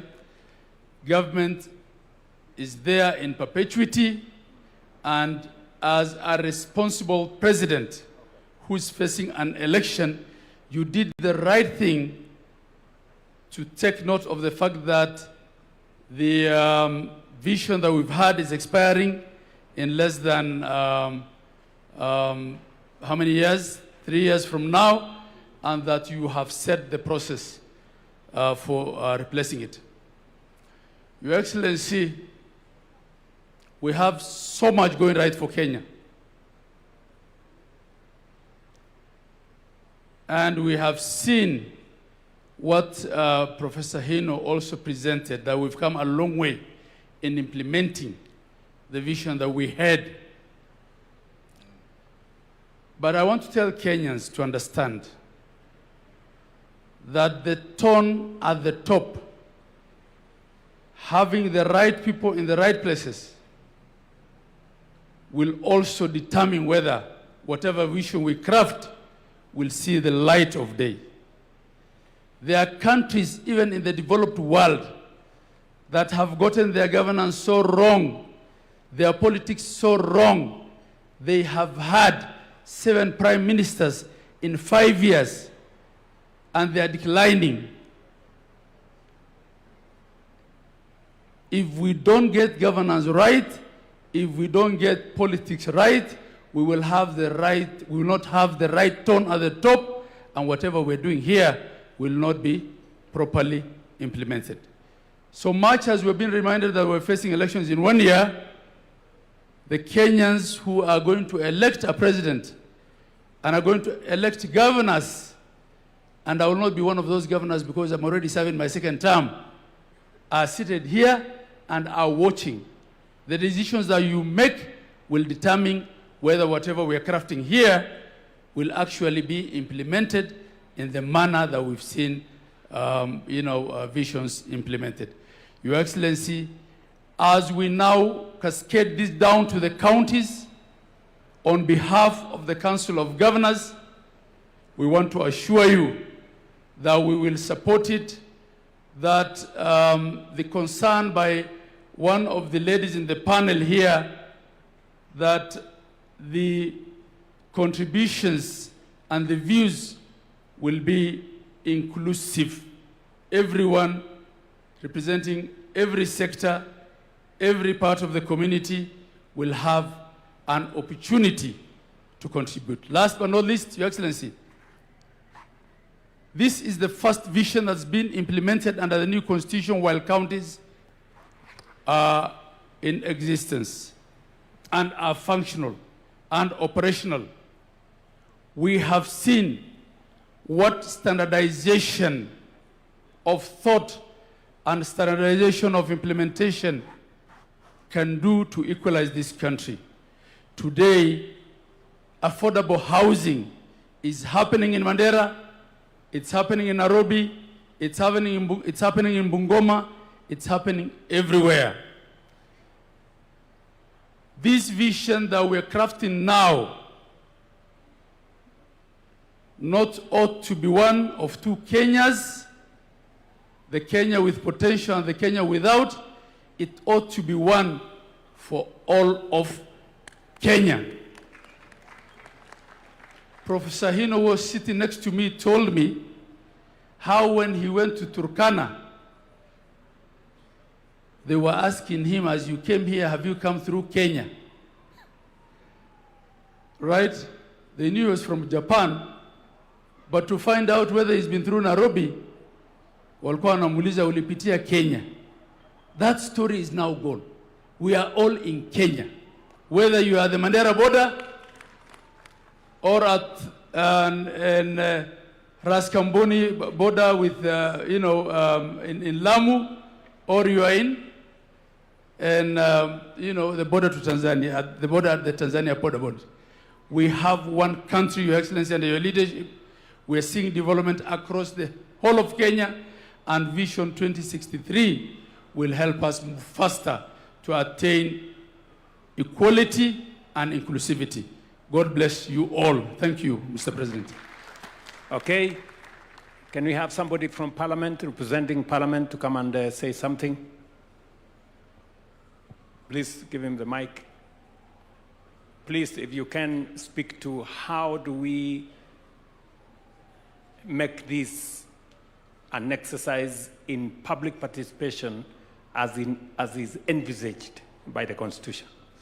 Thank you, Your Excellency. And Your Excellency, in fact, with the consent of the leader of majority in the Senate, he was telling me that actually what we are doing here today is what Parliament should be doing. We have today constituted ourselves as a People's Constituent Assembly to start that journey of even anchoring this process into law, as you say. And I want to say that we support.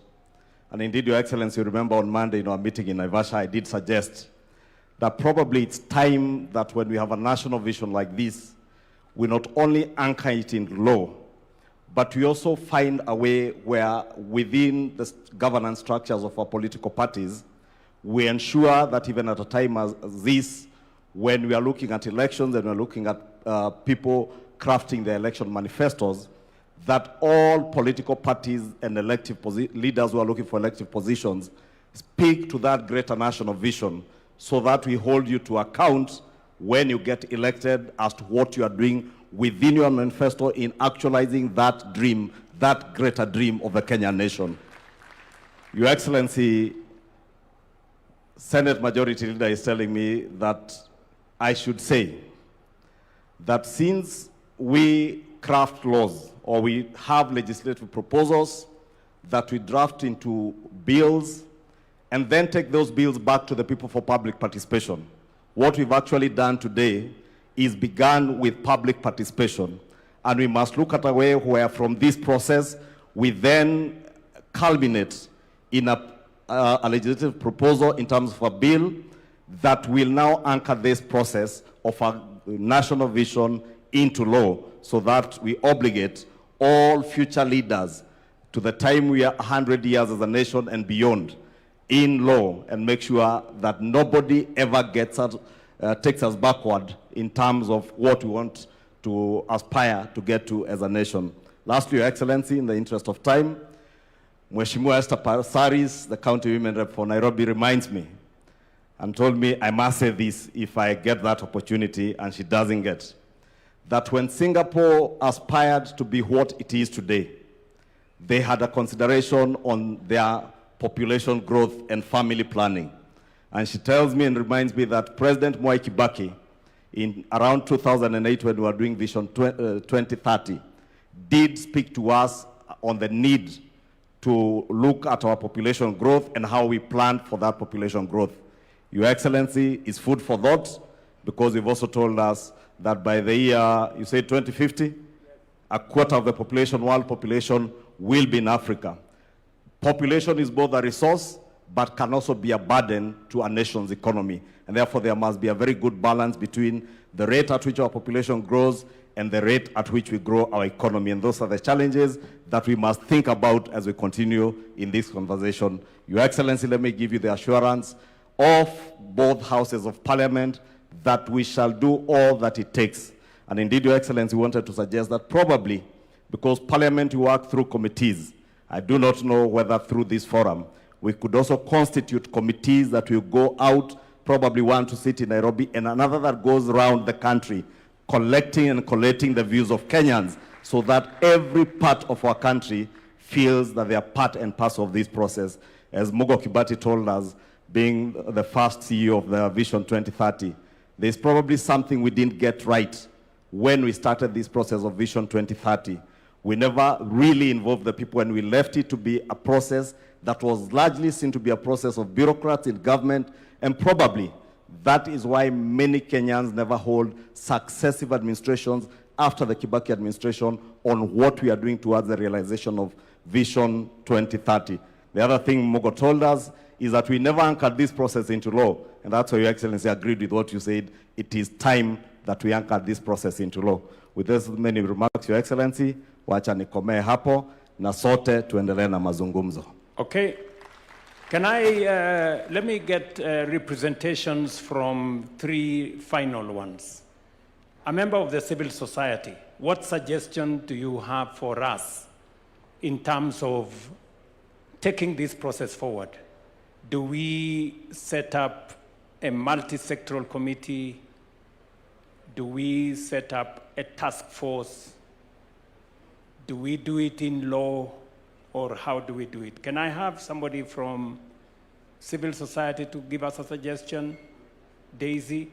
Then maybe somebody from the religious community will give us their suggestion. And then finally, get somebody from the private sector to give us their suggestion. Thank you, Your Excellency. I want to agree with those who have said that it needs to be anchored in law. For sure, the vision has to exist beyond any political formation, any political leader.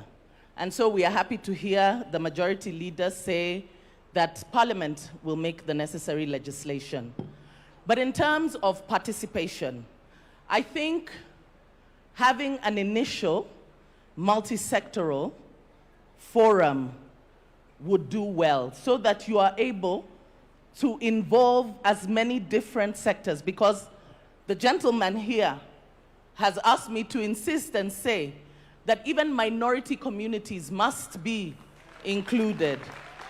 We may talk about communities, but within those communities, we have other communities whose voices need to be heard. And so I think that to structure it, we do need to have a multi-sectoral engagement with the different players.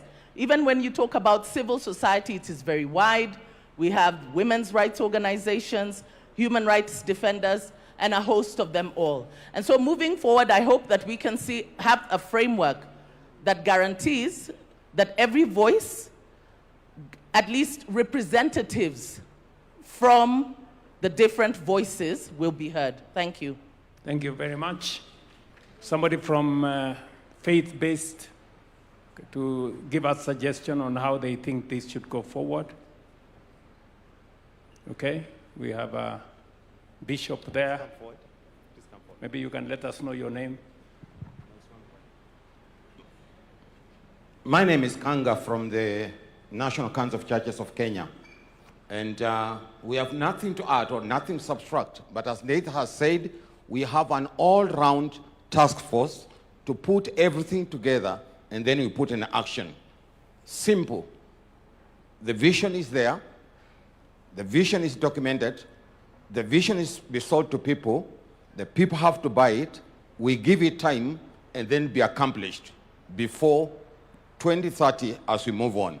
It will be illogical to know that we have today and you don't think about tomorrow. You have tomorrow, you don't think about a day after tomorrow. If you do that, that's illogical. We have the vision, have an all-round task force to do the needful, collect information, sell it to the people, come back again, and then get running.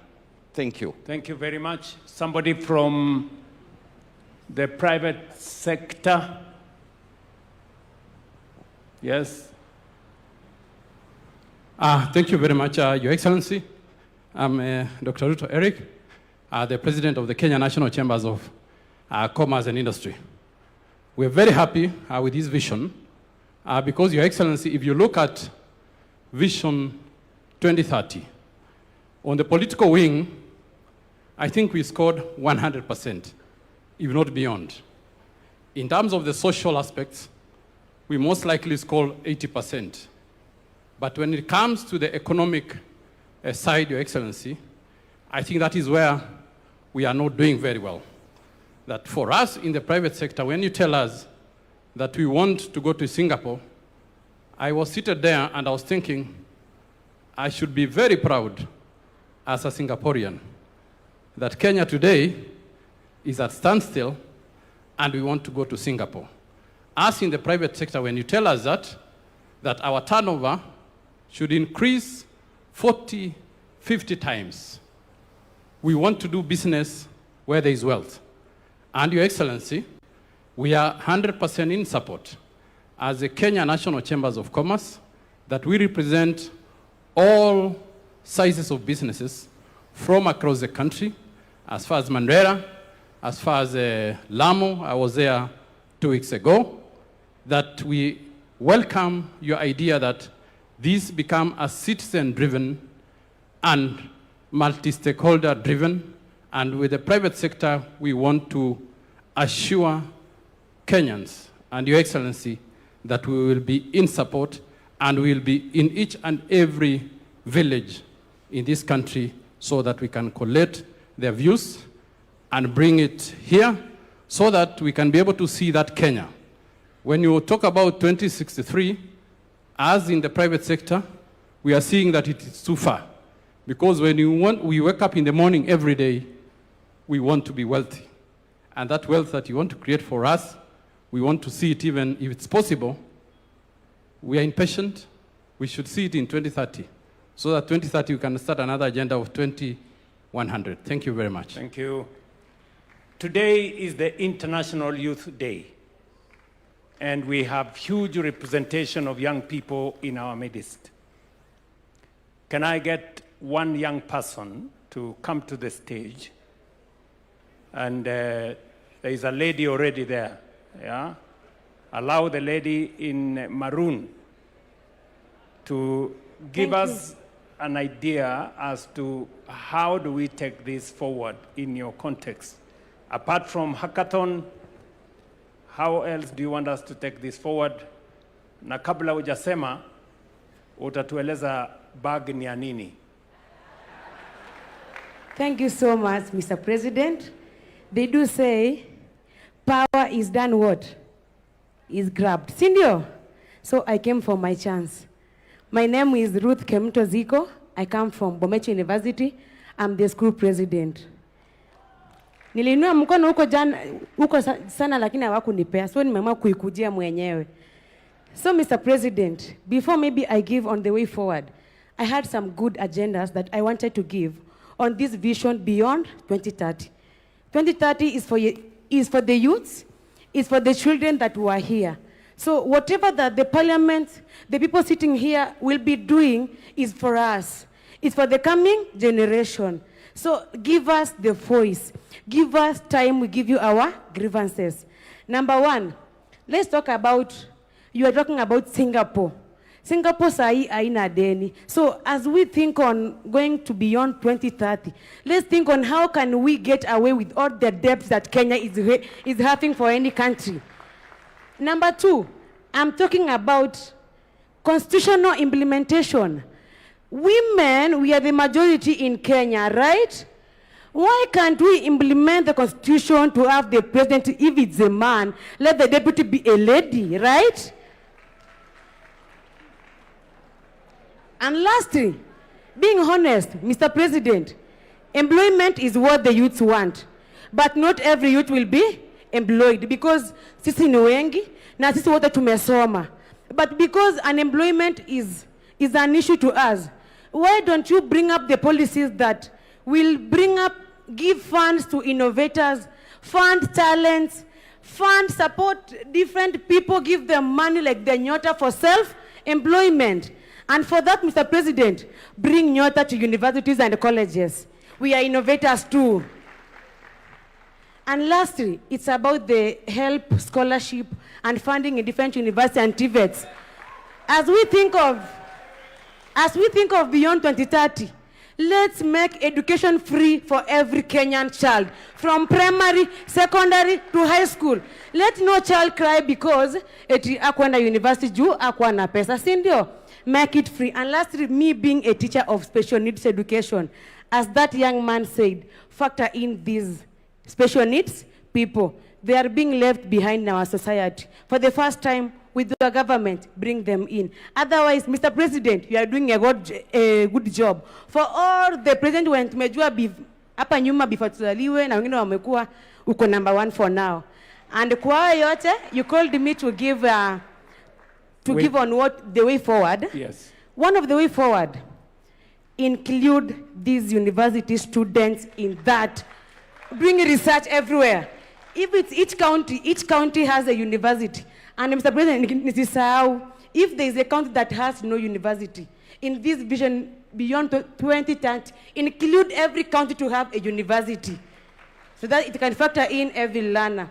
So for that, include the university students, the college students, and the high school and primary students. I've seen one here. She's very clever than me, in fact. So let's have their views because they are very educated. Thank you, Mr. President. Thank you very much. I think that wraps up. She has said very fundamentally that education must be free. And I agree with her 100%. And that speaks to our members of parliament. You know, we have sent to parliament the tertiary education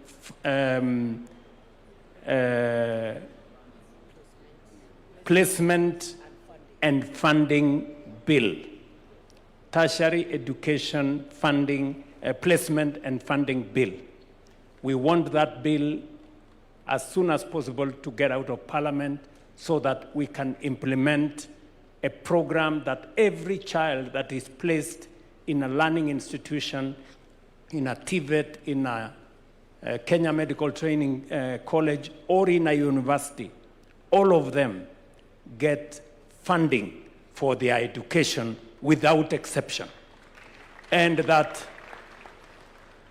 learning and education is not pegged on the ability of the parent. It is pegged on the intellectual capacity of every student.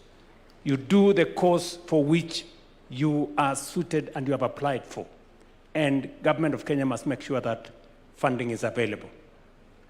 That is already in the works. And you have told us we should include young people, we should include universities in this process. And therefore, I think we are set. Thank you very much. Hand it over to the people running the program. All right, and at this point, I'd like to say, let us all just give a warm clap to ourselves, appreciating the fact that when history is written, your name will be written as one of those who sat through the process that changed the trajectory of this country. Another loud clap for yourselves, please.